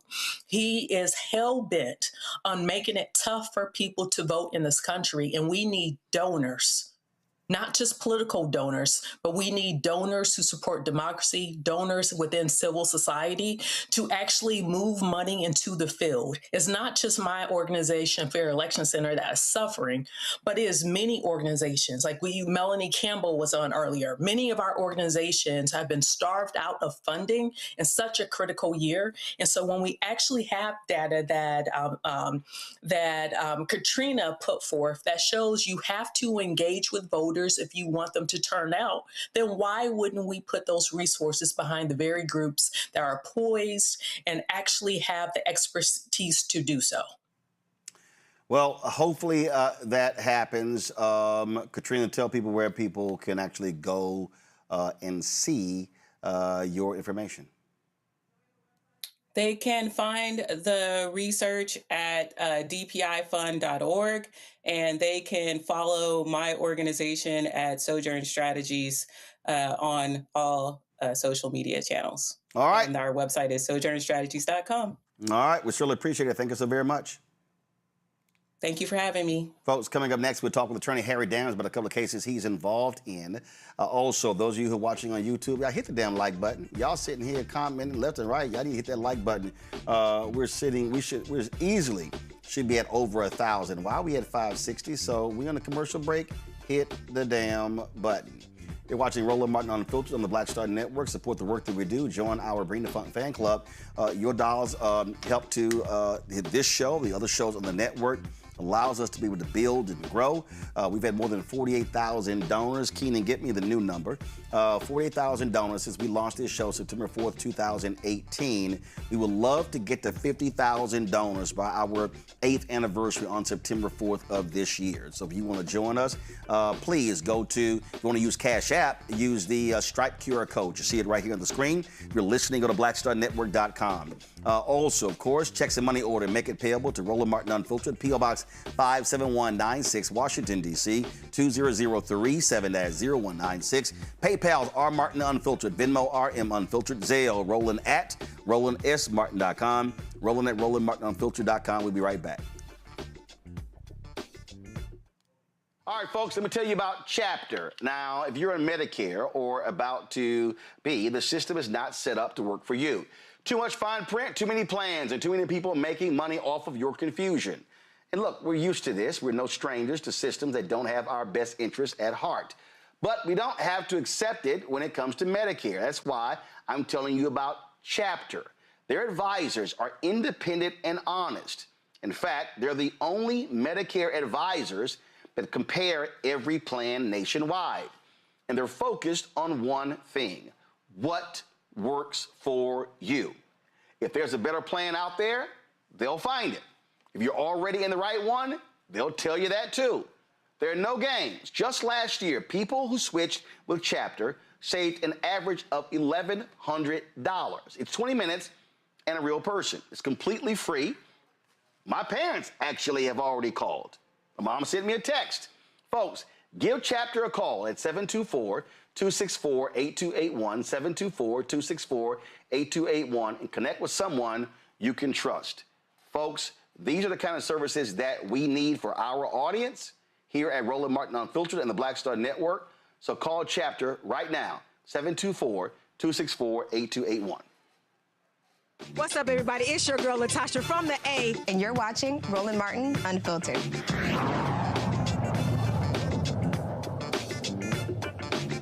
Carolina black woman files a $15 million lawsuit against Gaston County and Advance Auto Parts after false accusations and arrest. 33-year-old Tamara Parker was falsely accused and arrested by the Gaston County Police Department for identity theft in September 2024. The lawsuit names the Gaston police officer, William Sampson, and Advance Auto Parts employee, Olivia Presley, as defendants. Joining us right now but first, now let's talk to Harry Daniels about that, his attorney representing them. Harry, walk us through this case. So they said she stole something? Thanks, Roland, for having me on. Yes, this is the storyline behind this case is almost unbelievable. This is a situation where somebody used somebody else's account, bank account, to basically take or get iPhones delivered to a Advanced Auto Part store in North Carolina, right outside Gastonia, North Carolina, in Gaston County. My client goes to the store on a certain day looking for a part for her husband. He was fixing on a vehicle. Nothing unremarkable. That's going to the store. They didn't have the vehicle. They didn't have the part. She leaves. About a week later, a police officer shows up at her home with a search warrant, searching a house. I had an order to search warrant to take cell phones, iPads, as such. 3 months later, about 2 or 3 months later, she found herself being arrested for identity theft and theft, and basically stealing the cell phones. Later on, she proclaimed her innocence from the beginning, that she had nothing to do with this. She was accused. I had to go through the court system, had to hire an attorney. Eventually, her case was dismissed. Once we just got the discovery, we learned that the employee at the Advanced Auto Parts store actually sent a picture to the detective in the case, investigating the case, saying that on a certain day, May 20th, 24, that my client was at the store and took a picture of her vehicle. Well, on May 20th, 2024, my client was at a kindergarten graduation for her daughter. And GPS evidence proved she was never there. The police have knowledge of this. We believe that the information provided to the investigator was a ploy to implicate my client in a crime that she didn't commit, because we believe the person who actually maybe committed the crime worked at the store to try to throw the police off their tail. Nevertheless, my client case was dismissed. But during that time, she lost her home. She lost her job, almost lost her home went in foreclosure, credit. She spent money, her family is torn apart, and she's just now trying to put together the pieces for what happened to her back in 2024. This case is a case that's almost unbelievable what happened. The only thing that she did, she went into the store as a black woman, found herself charged, arrested, and her life basically turned upside down because somebody lied, and the police officer had evidence to show that she did not commit the crime, nor was she around in the area when the crime was committed. Wow, that's a whole lot right there. Let's talk about this story out of Wilmington, Delaware, where a black family is demanding the release of the body camera video after Kadir Skinner was shot in the back while running away from a police officer. Police say Kadir pointed a gun at the crowd of people, but Skinner's family questions whether or not their son had a gun and claims he was running from a dog. Harry, walk us through this, who this young man was, and again, so they claim he had a gun? Yeah, so Kadir Skinner, good kid from a good family, 19 years old. He, in fact, the day when he was killed by police, it was actually just before he was shot and killed, visiting his elderly grandmother. We've seen the video, myself and Attorney Crump, along with Attorney Chance Lynch with Ben Crump. We represent this family in this matter. We actually seen the body cam footage. The body camera footage hopefully be released to the public real soon. And on that body cam footage, you're going to see that Kadir Skinner is running from a dog. He's running from a dog. A police officer gets out of a squad car, chases him, and subsequently shoots him in the back, where Kadir ultimately died of his injuries. I mean, the allegations that he had a gun in his hand. Roland, I'll be first one to tell you, we saw the video. We did not see a weapon in his hand at all. And in fact, if in opposition, if he did have a weapon in his hand, he never pointed the weapon at police. He never threatened anybody with a weapon. And the law is very clear in that circuit. You cannot shoot and kill a person just because they had a weapon. He have to have some type of threatening moves or some type of move towards police or law enforcement. I mean, others or law enforcement. That didn't happen. This is a very tragic story. Like I said, we've seen the body camera. The body camera has not been released. I hope the body camera be released very soon so it can give some transparency to what happened to Kadir Skinner. Like I said, myself and Ben, we all over this case. There's more to come. This case will probably be thrust in the national limelight media once this video is released. Yeah, it's amazing how all this time they haven't released the video. Normally, if it helped their case, that video will be out quickly. Yeah, it doesn't help their case at all. I mean, this video it doesn't help their case. I mean, this video shows exactly what some of the witnesses said. He was running from a dog. You know, it's riding while black, shopping while black, boating while black, never running from a dog while black. You know, I don't know why the most dangerous thing to police officers is a black man running away from him. And this young 19-year-old kid with a whole life ahead of him, gunned down, and is premature. Should never been shot at all. And it's unjustified and it's inexcusable. And we hope that we can deliver some measure of justice to this family. All right, Harry Daniel, surely appreciate it, man. Thanks a lot. Thanks, Roland. Take care. Folks, the investigation into the death of 19-year-old Nolan Wells is ongoing, and increasing speculation online is focused on one of the families linked to the July 4th boating trip. Ashley Cole, a judge on Mississippi's 16th Chancery Court, the stepmother of Warren Hudson, one of the white teens who accompanied Wells on the trip to Horn Island before he disappeared, issued a public statement after deactivating her Facebook account in response to the growing rumors about her family. Yeah, this is what she wrote. Our family, along with the community, grieves the loss of Nolan Wells. Our thoughts and prayers are with Nolan's family. Our son, Warren, loved Nolan dearly. Unfortunately, I feel that it is appropriate for our family to dispel some rumors with facts based upon the social media attention that is being diverted away from the Wells family and their loss. Yes, I deactivated my Facebook. Given the very heightened emotional state of social media right now, I fear for the safety of my child and my children. My husband and I have 6 children, and we covet their privacy. We do not believe it is appropriate for our minor children's photographs to be circulated throughout the internet, presenting potential threats to their safety. I graduated high school with Christine Wells Wansley. We are from the same community. I have the utmost respect for her and all of the Wells family. We mourn the loss of Nolan with them. Our prayers have been and will continue to be with them. My husband and I were not at Hone Island at any point on the 4th of July. No one in our family is trying in any way to impede with the investigation by law enforcement or to otherwise hamper the family and law enforcement's quest for answers. Warren was interviewed by the Gaston County Sheriff's Department and cooperated fully.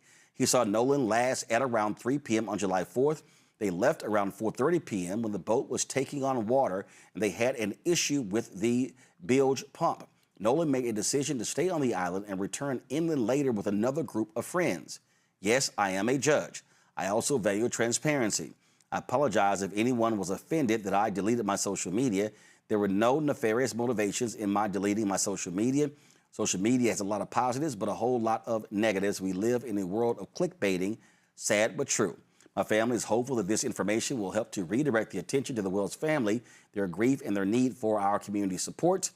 Folks, Nolan's family is waiting on the results of an independent autopsy that is actually being performed, according to attorney Ben Crump. This still, Robert, is a rather strange story. So here she says that they left around 3.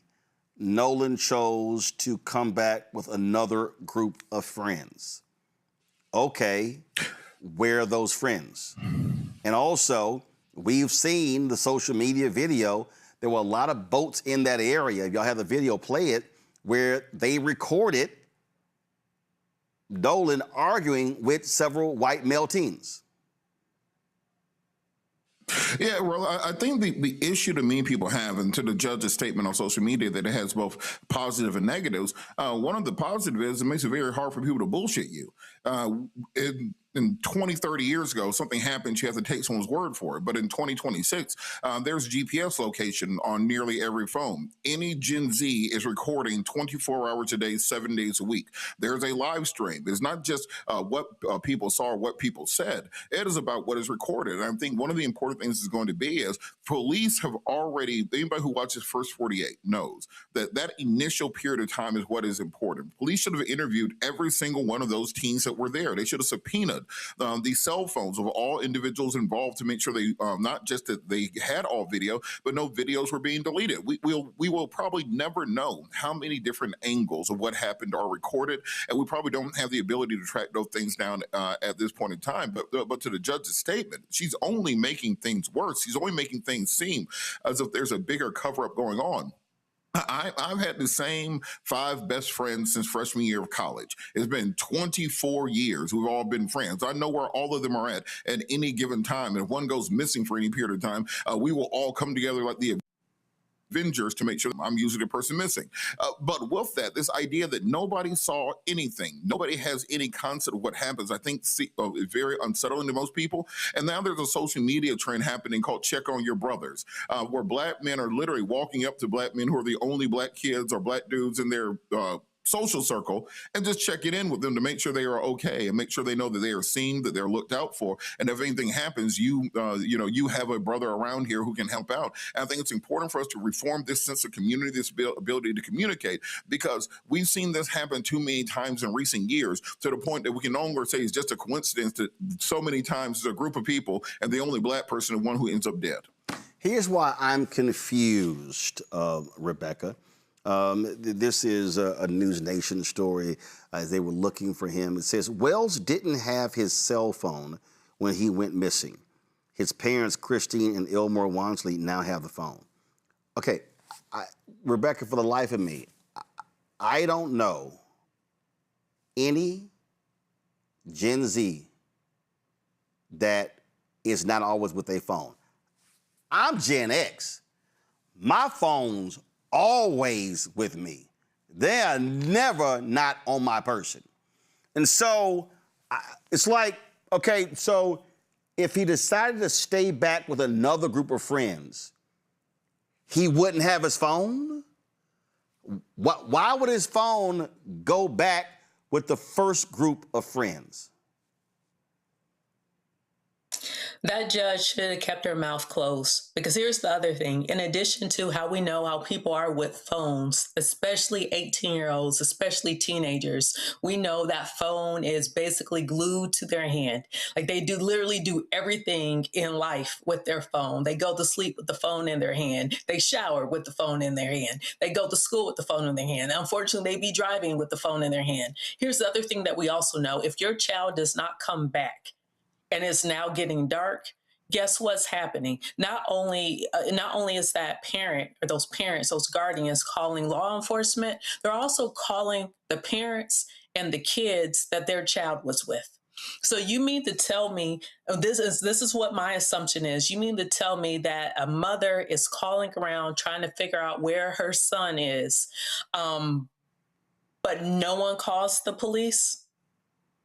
You mean to tell me that they're telling their parents, presumably maybe this judge's kid or stepson or whoever the kid is in relationship to the judge, what they would say, oh, well, we left him because he said he'll figure out his way back, but oh, we also have his phone. So you mean to tell me within these households there wasn't conversations that happened that evening before the police was called by Nolan's mother? Like, none of that even makes sense. And so for her to even put together these words, like actually type these words and then post these words, she's a judge. And I know some of these judges aren't properly vetted, but come on.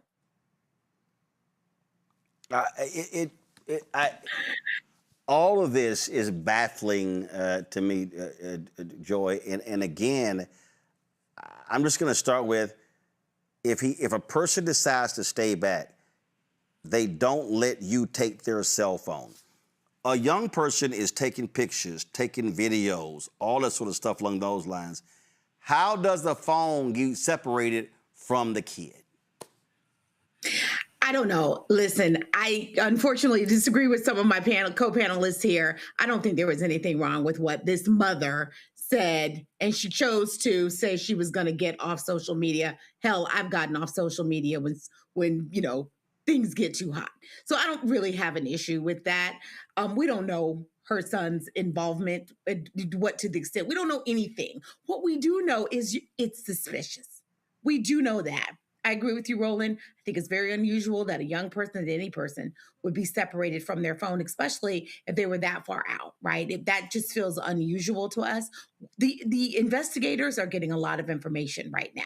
And what we have got to do is make sure that we are keeping the pressure up, that we want regular updates on this story, that we want to make sure everyone is investigated, including some of the parents who may have been engaged with some of they're adults, but some of their young adult children who may have gone to their parents and talked to them after the fact. We don't know that, right? So I'm sure everybody's cell phones will be, looked at, subpoenas, et cetera. All of that should happen. We should have a record, not just of the, parent social media. The parents weren't there, so that's likely irrelevant, but the children's social media is absolutely relevant. So if they eliminate their social media accounts, I think that's a horse of a different color. I hope that we're all seizing that information, that evidence right now. We need to know everything that happened on that island, proceeding to it, and importantly, after. What did they say about that situation? Did they try to coordinate their stories? All of that is information we need, both from the friends that he went there with, the so-called friends that he was remaining with, the girl that he was with, all of those people. I know they're being investigated now. That's the information that I'm looking for. The mother who happens to be a judge, I feel is a red herring, and I'm just not going to go down that rabbit hole. I think the main goal is, are we making sure the investigators, the sheriff, are they doing a thorough investigation, and are they being interfered with in any way, shape, or form in that investigation? Is it happening quickly? That's what we want to know. And what do his parents say about their engagement with the cops? Those are the things that I'm looking for. We certainly will continue to cover this case. Time to go to break. We come back. Republicans love talking about illegal voting. But why is it every time we talk about folks who vote illegal, it's a Republican, such as Texas Attorney General Ken Paxton? That's next. Roland Martin Unfiltered on the Black Star Network.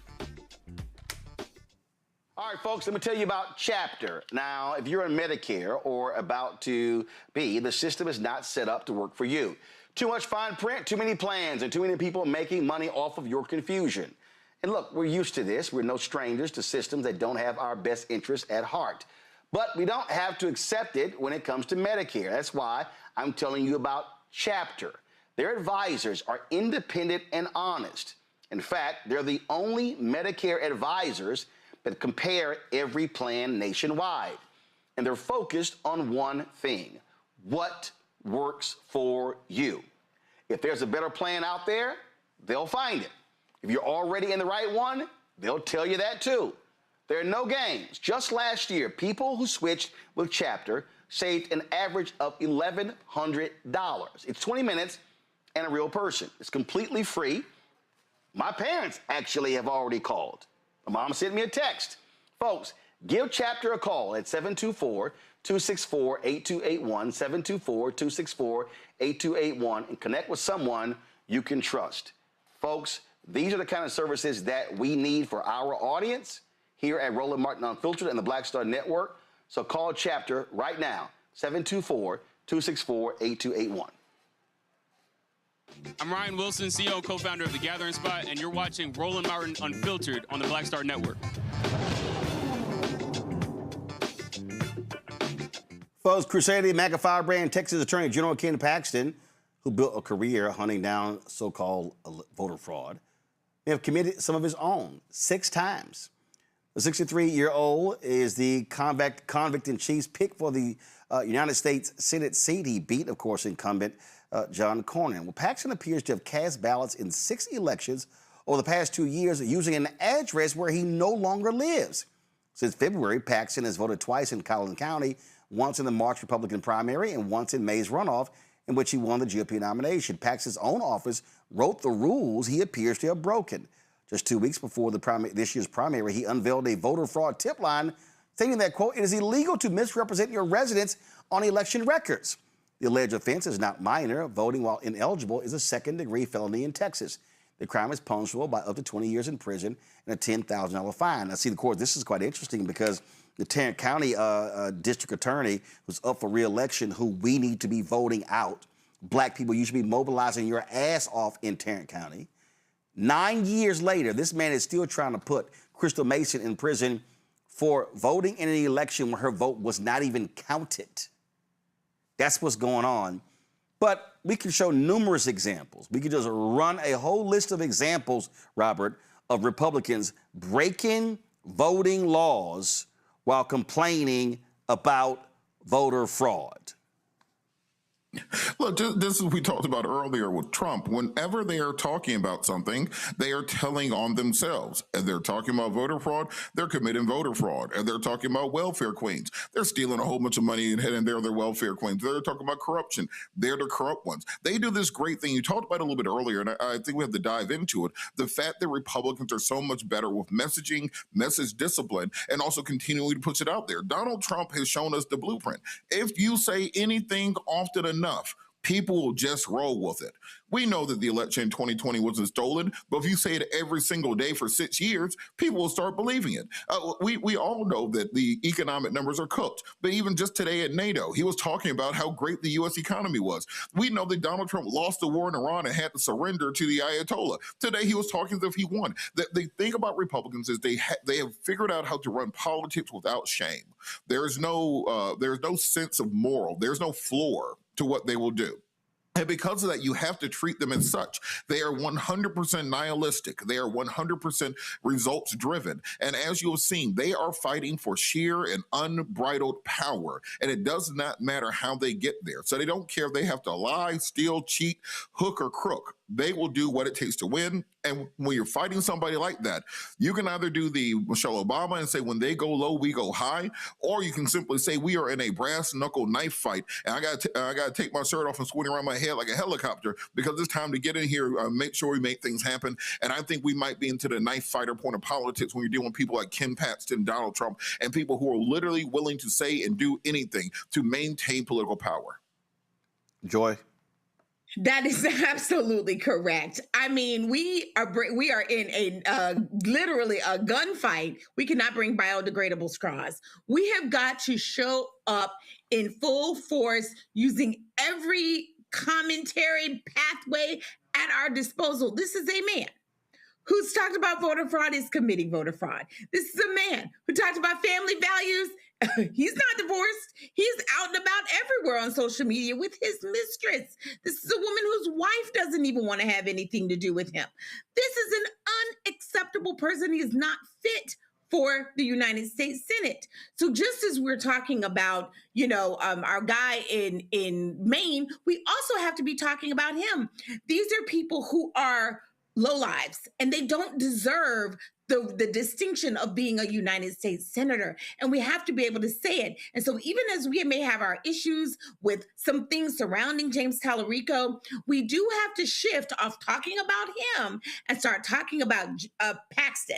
I have not heard enough from Mr. Tallarico in terms of his fight against Paxton. It's still too polite. It's still too kind. And look, I'm polite and kind. I'm all for it. But we can't do that here. We cannot do that here. And it's not Jasmine Crockett's responsibility to do it. It is Mr. Tallarico's responsibility to do it. Everyone in Texas who is, in an authority position within the Democratic Party, where is the fight? It's just too polite. This man is making a fool out of us. And frankly, the voters of Texas and the Republican voters of Texas, because he is saying, it doesn't matter how disgusting I am. I know you'll vote for me anyway. And frankly, John Cornyn, where are you? You know who this man is. You should be saying something too, but instead you're going to support him. That is what we ought to be holding people accountable. Rebecca? I mean, this is corruption. We keep talking about why people don't want to vote. And we know that, what is it, over 80 million people chose not to vote. Over 80 million people who are eligible chose that it wasn't worth it. It's because of things like this. You literally have someone who is doing corrupt things, who is in charge of making sure of enforcing laws in Texas, who created specific laws in Texas, or who pushed for specific laws in Texas, especially around voting rights, and then is in violation of them. That's corruption. That's why many folks choose not to vote in this country, because they see elected officials like this. So to Joy's point, should Cornyn say something? Yes. It shouldn't just be Democratic elected officials or Democratic candidates speaking out against this, but it has to be people who are elected officials, period, regardless of party, to say, hey, this is wrong. This is corrupt. Yeah, they're not going to say that. No, because of white power. Not going to say it. They're wimps. Folks, a federal judge has ordered the release of more than $5 million to former magazine columnist E. Jean Carroll after a jury found that the twice impeached, criminally convicted felon-in-chief Donald Trump sexually abused and defamed her. The ruling follows Trump's appeal of the decision to the Supreme Court. They're like, nah, they're not gonna look at it. And now they said, let's reconsider. They got 25 days to make a decision. But guess what? Trump argued that paying the judgment before his appeal is resolved would cause him irreparable harm. However, the judge was like, no, son. The justice denied your request, allowing Carroll's attorney to seek the release of the funds. That money had been set aside in the court, so the $5 million already been given. It's one of two lawsuits Carroll filed against Trump concerning statements he made in 2022. Trump has also indicated plans to challenge the separate $83 million. Let me say it again: $83 million defamation judgment awarded to Carroll. He has until the end of the month to file that appeal with the Supreme Court. She whooping that ass in court, Joy. Whooping it. I mean, she is fantastic. And then Democrats, pay attention. She doesn't just win in court. She then goes on TV. She messages it. She locks it in. She locks in on him. She appeals to people and says, this is why I'm doing what I'm doing. This is what he did to me. She doesn't allow him to escape and to let it go away. This is the point. This is the strategy. Not just the win, then message the win, then hone it in on the win. And she's actually very amusing. I've done some things with her before. She's a lot of personality. So, a great spokesperson, meeting him where he is. That is what we have to do. And I mean, I think that because he is so easily triggered, she understands her role in remaining out there and continuing to be sort of a thorn in his side. And she takes heat for it. I mean, it's not easy. She could easily go away and want to, rescind back into public life, but she takes seriously her job to do this, to be out there and to keep him distracted, continuing to fight her and to lose over and over and over again. The bottom line is he sues everybody, Rebecca. So she's like, all right, I'm going to sue your ass. And good for her. She should have added a 0 to that amount. I think that should have been worth a lot more than $5 million. Good for her. But like you said, this should be a playbook. It should be strategy of you can go after him and you can beat him in court. That's one of the things that we're seeing in terms of even challenging some of the things that the administration is doing is go after him in court, because many of I don't know who his lawyers are, but they don't have a good track record. So good for her. I wish it was more money for her. Robert? I think we're also just glossing over a very real thing here, which is the fact that the president of the United States is a rapist. I mean, it's been adjudicated time and time again. We've had nearly 30 credible accounts of him either sexually harassing, committing sexual assault, or just all-out rape. In the E. Jean Carroll case, the judge said his actions constituted rape for the purposes of this case. I mean, we have Stormy Daniels, we have Susan McDougal. We have a literal sex worker in the White House as First Lady right now, and Christian conservatives coming to lecture us about family values. So the fact that our nation has fallen to the point that you can have someone that we know is a rapist and owes a woman $5 million for raping her, and then another $83 million for defaming her after raping her, that then Supreme Court held up the defamation, the judgment against him for raping her, and it doesn't matter. LeBron James' free agency is getting more attention than Donald Trump being a rapist. I mean, we're putting more emphasis on the FIFA World Cup and whether or not Argentina cheated to beat Egypt than whether or not the president of the United States, who is in charge of the most powerful military and economy in the world, is a literal rapist. And we're not hearing any conversations about this on a national level. And that's why it's very hard when you have a Graham Plantner running for office. It's like, why are Democrats and the ones who have to step down, who have to run away, who have to stop what they're doing, and Donald Trump gets to skate by? Keir Starmer, the Prime Minister of the UK, had to step down because he appointed somebody who was on the Epstein list. Donald Trump's all over the Epstein list, and he didn't even consider stepping down. So we have to evaluate what exactly it means as a country that nobody will stand up to somebody who is credibly accused 27 plus times of sexual assault, who has been held up by the Supreme Court as being a rapist and appears in the Epstein files more than anybody except Jeffrey Epstein. We have to figure out why this is acceptable as a country. All righty then. Going to a break. We'll be right back. Roland Martin Unfiltered on the Black Star Network. Support our work. Join our Bring the Funk fan club. If you want to contribute via Cash App, use the Stripe QR code. Just hit right here on the screen. If you're listening, go to blackstarnetwork.com. Checks and money order. Make it payable to Roland Martin Unfiltered. P.O. Box 57196, Washington, D.C. 2003 70196. PayPal's R Martin Unfiltered. Venmo RM Unfiltered. Zelle. Roland at RolandSMartin.com. Roland at RolandMartinUnfiltered.com. Back in a moment. All right, folks, let me tell you about Chapter. Now, if you're on Medicare or about to be, the system is not set up to work for you. Too much fine print, too many plans, and too many people making money off of your confusion. And look, we're used to this. We're no strangers to systems that don't have our best interests at heart. But we don't have to accept it when it comes to Medicare. That's why I'm telling you about Chapter. Their advisors are independent and honest. In fact, they're the only Medicare advisors that compare every plan nationwide. And they're focused on one thing: what works for you. If there's a better plan out there, they'll find it. If you're already in the right one, they'll tell you that too. There are no games. Just last year, people who switched with Chapter saved an average of $1,100. It's 20 minutes and a real person. It's completely free. My parents actually have already called. My mom sent me a text. Folks, give Chapter a call at 724-264-8281, 724-264-8281, and connect with someone you can trust. Folks, these are the kind of services that we need for our audience here at Roland Martin Unfiltered and the Black Star Network. So call Chapter right now, 724-264-8281. Hey everybody, I'm TD Jakes, and I want to encourage you to watch Roland Martin Unfiltered. It'll blow your mind. All right, folks, the Treasury Department is scrapping plans to feature Harriet Tubman on the $20 bill. In a recent interview with Spectrum News, Treasury Secretary Scott Bessent explained why. Treasury is still planning to put Harriet Tubman on the $20 bill?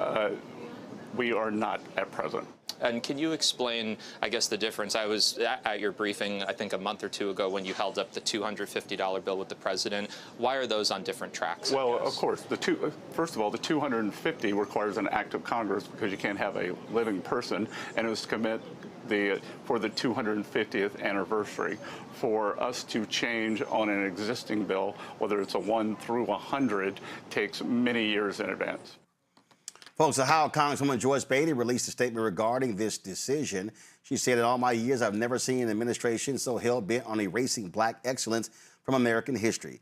Harriet Tubman was an American hero. She risked her life for freedom and shaped our nation. We're seeing another attack on black history and the generations of black Americans whose courage built this country. This is the same playbook from removing the portrait of the first black four-star general, Daniel Chappie James Jr., to attempts to erase the history of slavery from our national parks. We cannot rewrite history, and we cannot ignore it. We must confront our history, learn from it, and ensure we never repeat its darkest chapters. I fought for years through my Woman on the 20 Act to ensure our nation's currency reflects the full story of America. My fight doesn't end today. Donald Trump may try to delay progress, but he cannot stop it. Harriet Tubman's place in the American story is permanent, and I will fight with every breath until her face on the $20 bill. This is just a continuation, as I keep saying, Rebecca, of their war on Black America. Yeah, absolutely. Like if they're saying that we don't have enough time to make this change, wasn't this over 10 years ago in the making? So isn't 10 years more than enough time to make this particular change? Go ahead, Rebecca. I'm sorry. You finished? So I know you were finished. Go ahead. Yep, I'm finished. My point is, look, they had 10 years. There's been 10 years in order to make this change. And for the Treasury Secretary to say, oh, that's not enough time, that's ridiculous. I mean, at the end of the day, we get it. It's white supremacy. They're at their last grasp of white supremacy. When it's done, when it's over, we're going to rectify everything that needs to be rectified in this country. But this is crazy. Robert? You know, at this point in time, because I was on the Hill when President Trump, what was the first thing they did? I was on the Hill when they took Jackie Robinson out of the U.S. Military Museum. We were there when we saw them attacking the Smithsonian Museum of African American History. We've seen them try to remove the names of African Americans and any achievements in U.S. history, calling it woke ideology. We've seen them rename bases that were previously named for Confederate generals, and has found a workaround to give them the same name but take away the name of the Confederates who were behind it. At what point in time do we just say, if it walks like a duck, if it talks like a duck, if it swims like a duck, it's a racist?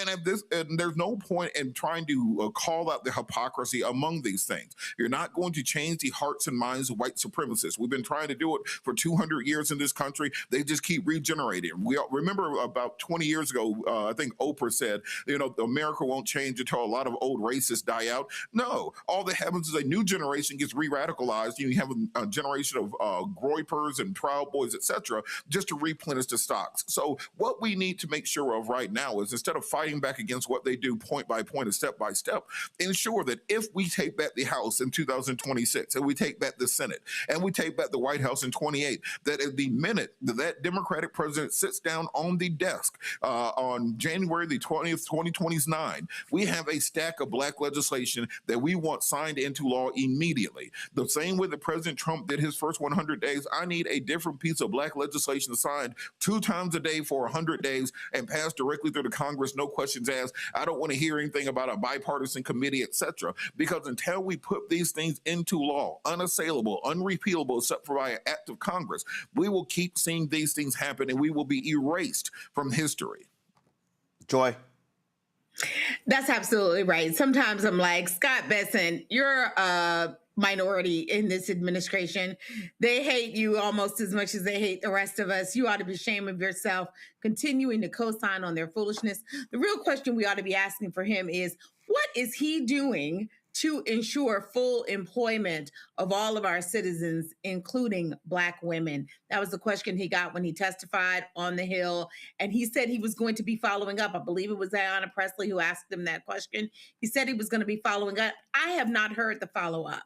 Okay, I have not heard the follow-up. Last time I heard he's talking about Black women, he's talking about not putting Harriet Tubman on the $20 bill. This is a relatively small issue, symbolically large, but, you know, in terms of the lives of people, so I want to acknowledge that. But this is why we have to vote. If you care about this, or if you care about full employment, or if you care about paid leave, or all of the Black bills that Bob or Robert has said that we need, you have to win. And in order to win, you got to have people vote in November. It's the same thing we've been talking about. Yep. They are never going to give us anything. And when we get it back, we have to get things done. Some of these things we could have already had been done, right? Well, bottom line is, if you see elections out, you have to suffer the consequences. Joy, Robert, Rebecca, I really appreciate y'all being on today's show. Thank you so very much. Folks, on Monday, Bishop William Barber and Repairs of the Breach continued having their Moral Mondays here in Washington, D.C. Here's some of what Bishop Barber had to say. Why we do what we do and this rest of this call to action, I first want you to look at the person beside you, hold that for me, and just thank them for being here. I want you to thank them for being here. And then with live stream up, I want you to look around and think about who's not here. And I want us, if we're going to be prophetic, to do like Isaiah and say, Lord, we live in the midst of a people with unclean lips. We need to repent. That's right. I went to Germany, I told you all, to preach, and I asked the folk in Germany about what was going on, and did they like it, and they had one word, 999. Oh, wow. I asked them, did they want this president back since he had 999? One lady said 9. But then I asked them, well, they asked me, why is the church so quiet? Don't y'all know where this can end up? So they took me on a tour where you can see a building, and it's part of it's new and part of it's old, which is a symbol that that building was bombed. They took me to Berlin's Holocaust. There's a maze. It looks like just pits of cement. You get lost in the maze. And they took me to an affluent community that hid the train tracks, where they brought in people. And down on the train tracks, it had the number ostrich 30, so on and so on, 40. And they shared with me that this occurred because so many people chose to be quiet. They took me to the church that after Hitler became chancellor had a communion service in honor of him. The church, the authorized church, the German church. And they took me to look at pictures where the problem with Hitler didn't start in the 30s, it started in the 1880s when the decision was made to redraw Jesus, to make him look Aryan. Take that one. So that then they could revision the story and say it was Jews that killed the white Aryan Jesus. And this was long before Hitler. They took me to the place where even the confessing church, we know the names, Bart, Bonhoeffer, at first didn't disagree with Hitler's violence toward the Jews. They just wanted to argue with the German church over doctrine, not public policy. And Bonhoeffer, who really says that he came to really know Jesus when he went to Abyssinian Church in Harlem. And he heard Adam Clayton Powell preach nothing but the red letters of the Bible. Okay. And he heard gospel music, and he heard the poetry of the Harlem Renaissance. And it was out of that, he said, he had to go back to Germany and challenge the confessing church to be stronger and clearer. You know, my sister just said something that was so powerful. We will not have spiritual laryngitis, but we do. Not y'all, but think about it. And this is not an attack, it's a wake-up call. That's right. How many churches and synagogues and mosques are there in D.C. and Maryland and Virginia? Why haven't 500 pastors, 300, just decided that we're going to engage in nonviolent civil disobedience every week? That's right. Who's stopping them from doing it? Come on. The truth of the matter is, if we're not careful, while we're here, and our purpose here is to be prophetic and to try to call people out, is we do have too much spiritual laryngitis in this nation. We also have too much preaching in the safety of Sunday pulpits and Saturday synagogues and Friday mosques. One day I'll tell y'all some of the things that happened to me because we chose to go over there, and warnings we were given about what to say and not to say in the sermon. Come on. Today. And so in some ways, y'all, we are kind of a strange thing. We're a remnant. All right. We're like John the Baptist crying out. And we have to. Yeah. And we're not suggesting we're better, but you know the only victory against Hitler? I didn't know this. 600 women had their husbands taken from them. They were Jewish men. The women were Christian and Jewish and others. And they decided to stand up to Hitler nonviolently. They went to the place of power, and that word was, give us our husbands back. They put submachine guns on them, they dispersed, and then came back the next day.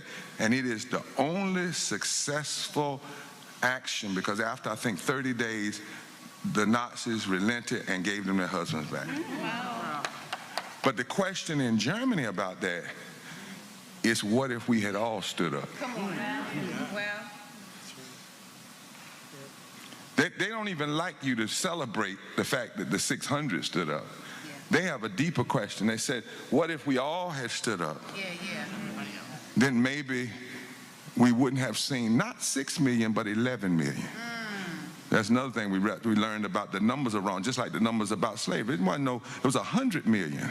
If you look at all the people that were lost in the Middle Passage and thrown to the sharks between Africa, the Caribbeans, and here. And when I was there, some of them said, we just pray that the church people of faith, and as we say, people who may not be of faith but who have a deep moral conscience, don't wait too long, or don't just think, if I do a nice litany about it, I have done my service in this moment. So August 3rd, you heard Reverend Jackson kind of tease out the table of democracy. We're going to tease that.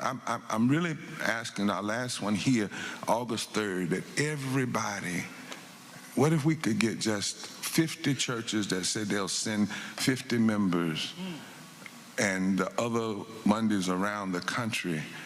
But on August the 3rd, we are going to have a conclusion of this part of Moral Monday. And why did we start in D.C.? Not just to be in D.C., because D.C. is getting attacked and they can't even vote. They don't even get to vote on the people that's messing with them. They get sent to war and can't even vote on the people that's sending them. Right? Taxation without representation. So our intention was never to stay in D.C. It was to come and do what the scripture said, Jeremiah 22, go down to the palace. We're required to do that and say these things, whether they listen or not.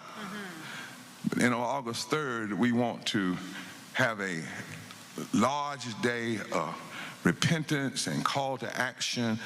And we've asked some denominational leaders and of different faith to come. And we announce that it's time to go home to the states. We really don't need to have a march on Washington. We need to have a march on the polls in the states. Because that's where the battle is. And we need to encourage that. We don't need to put millions of dollars into a one-day action in D.C. If we got that much money, we need to be giving it to people that's going to knock on doors and do buses and back in the states. Y'all can say amen. Ain't no. And that is not being ugly. That's just knowing history.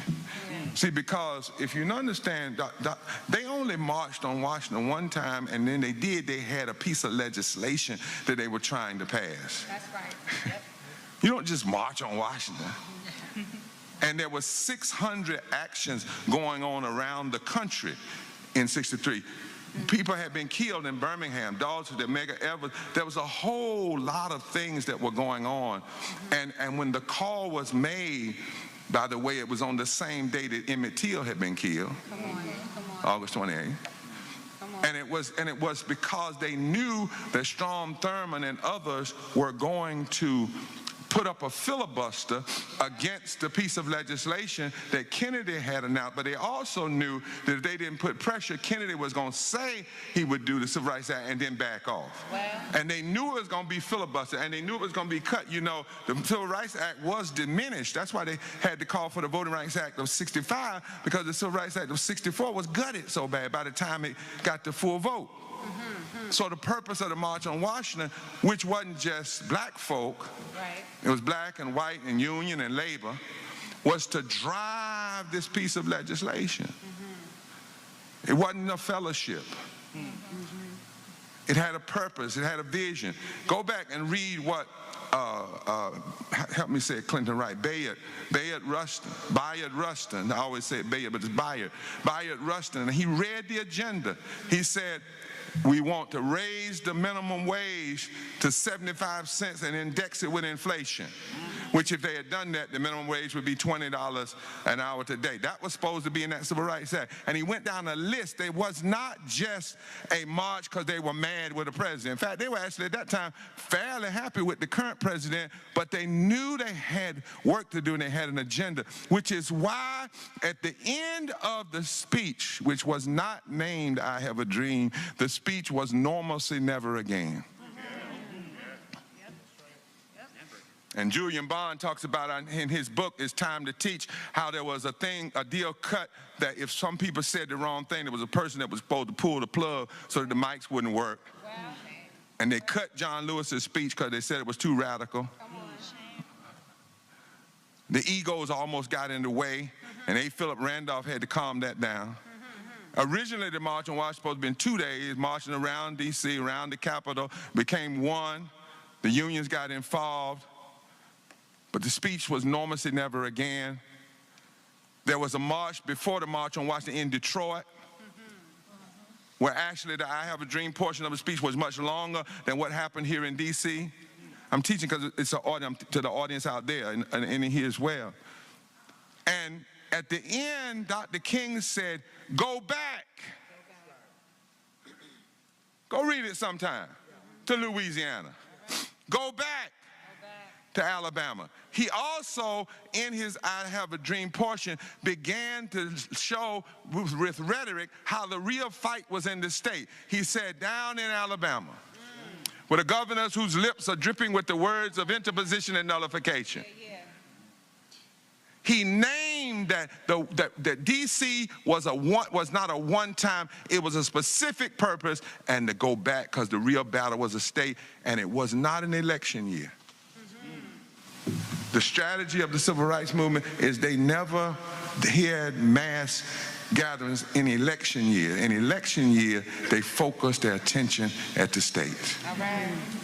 And so we're here. And on August 3rd, we're going to make that clear. And we're going to call for, what if we had 500 to 1,000 churches across this country, particularly in battleground states and in the South, and synagogues and mosques and other groups that would all on the first day of early voting lead marches to the poll? What would that look like? And then every day doing early voting, and then on election day, they would even do the same thing. Go to the states.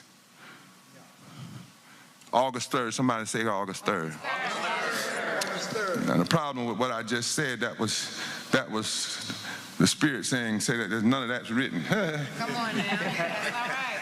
But my brothers and sisters that are listening to us, and what I like to call my siblings of conscience. Come on. We're here at this Moral Monday, and why are we here? Because of the craziness that went on Sunday, all of that unnecessary fireworks that has the air so bad that people with heart diseases and asthma and even people that are doing all right were told to stay inside. And we're here, if you will, on the high ground of justice. And we're here because we refuse to accept people telling us that poverty is personal failure and that the lack of health care is a luxury, and that the suppression, if you have tissue, suppression of our vote is standard politics. Part of the problem we have, my brothers and sisters, in this country right now, with MAGA and with Trump and with those who are following him, is they believe that the country was perfect at its beginning, and the amendments to the Constitution made it less perfect. And they want to go back to some unholy, immoral vision of a past perfection. And if we don't understand that, we don't understand the real battle that's going on. All right now. And we're here to represent a moral movement. We serve a higher law that demands us that we stand up, somebody said it, for the poor, the marginalized, the immigrants, the forgotten. And we've got to look at our nation constantly through this lens of moral truth. And we've got to look at the deep, painful contradictions being played out, particularly in our state capitals, across this country, by those elected in states. And the fact that most of them can go to church on Sunday or go to synagogue on Saturday or go to mosque on Friday and not be troubled. Come on, come on. And not be troubled by what's preached. Did you see Sunday? This massive display of wealth, the theater, 850,000 fireworks. Can you believe that, Alvin? Watch this. I like Dr. Jackson. I'd like to read. What happened Sunday was 12,000 times the amount of fireworks that's ever been released in the world. It was a grand spectacle, a flash of light, a loud boom, and then absolute darkness.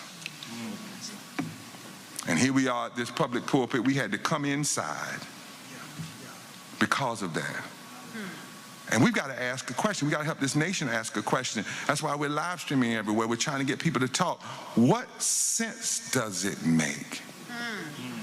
How do you justify burning up millions of dollars in smoke when people are suffering in the streets? It makes no moral sense. There should be a massive outcry all this week, next Sunday and Saturday, everywhere. It makes no moral sense to fire off fireworks when millions of people are working full-time jobs but don't make a living wage.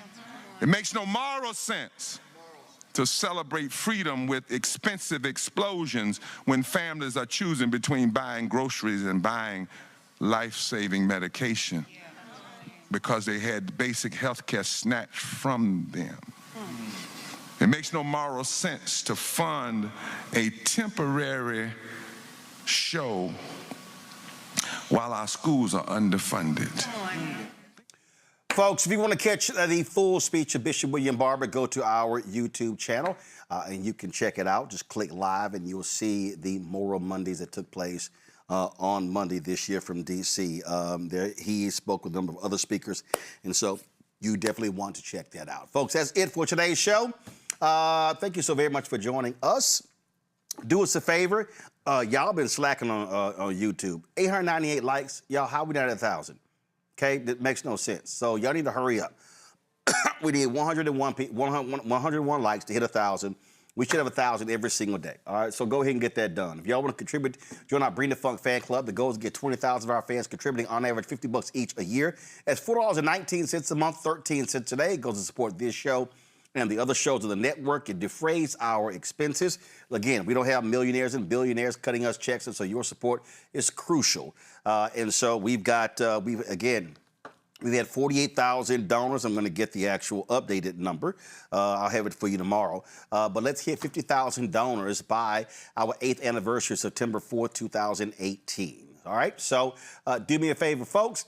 And contribute via Cash App. Use the Stripe QR code. You see it right here. That's for credit cards as well. Checks and money order, make it payable to Roland Martin Unfiltered. And send it to P.O. Box 57196, Washington, D.C. 20037-0196. PayPal, R. Martin Unfiltered. Venmo, RM Unfiltered. Zelle, Roland at RolandSMartin.com. Roland at RolandMartinUnfiltered.com. Download the Black Star Network app. Apple phone, Apple TV, Android TV, Roku, Amazon Fire TV, Xbox One. Roku, Samsung Smart TV. Be sure, of course, to get our Roland Martin Unfiltered swag by going to shopblackstarnetwork.com. Hats, T-shirts, all that good stuff. All right, so go to shopblackstarnetwork.com. Of course, we've got our America 250. Got our America 250 shirts. Y'all pull those up, please. I told us I was supposed to have them ready today, so let's show them. Y'all forgot that yesterday, huh? Okay. Go find them. I said yesterday we were going to show them at this point in today's show. Y'all were not listening. They're in the system. So if you go to shopblackstarnetwork.com, you will see our America 250 shirts. We've got some quotes from some great leaders like Paul Robeson, James Baldwin, Harry Belafonte. And so again, you can check those out. We have those shirts available on the site. And so, for instance, we've got a shirt right here. America at 250, tell the whole story. That's one of the shirts that we have, and you can check that out. Let me go back here, and so you can check another one of our shirts. We have this one right here.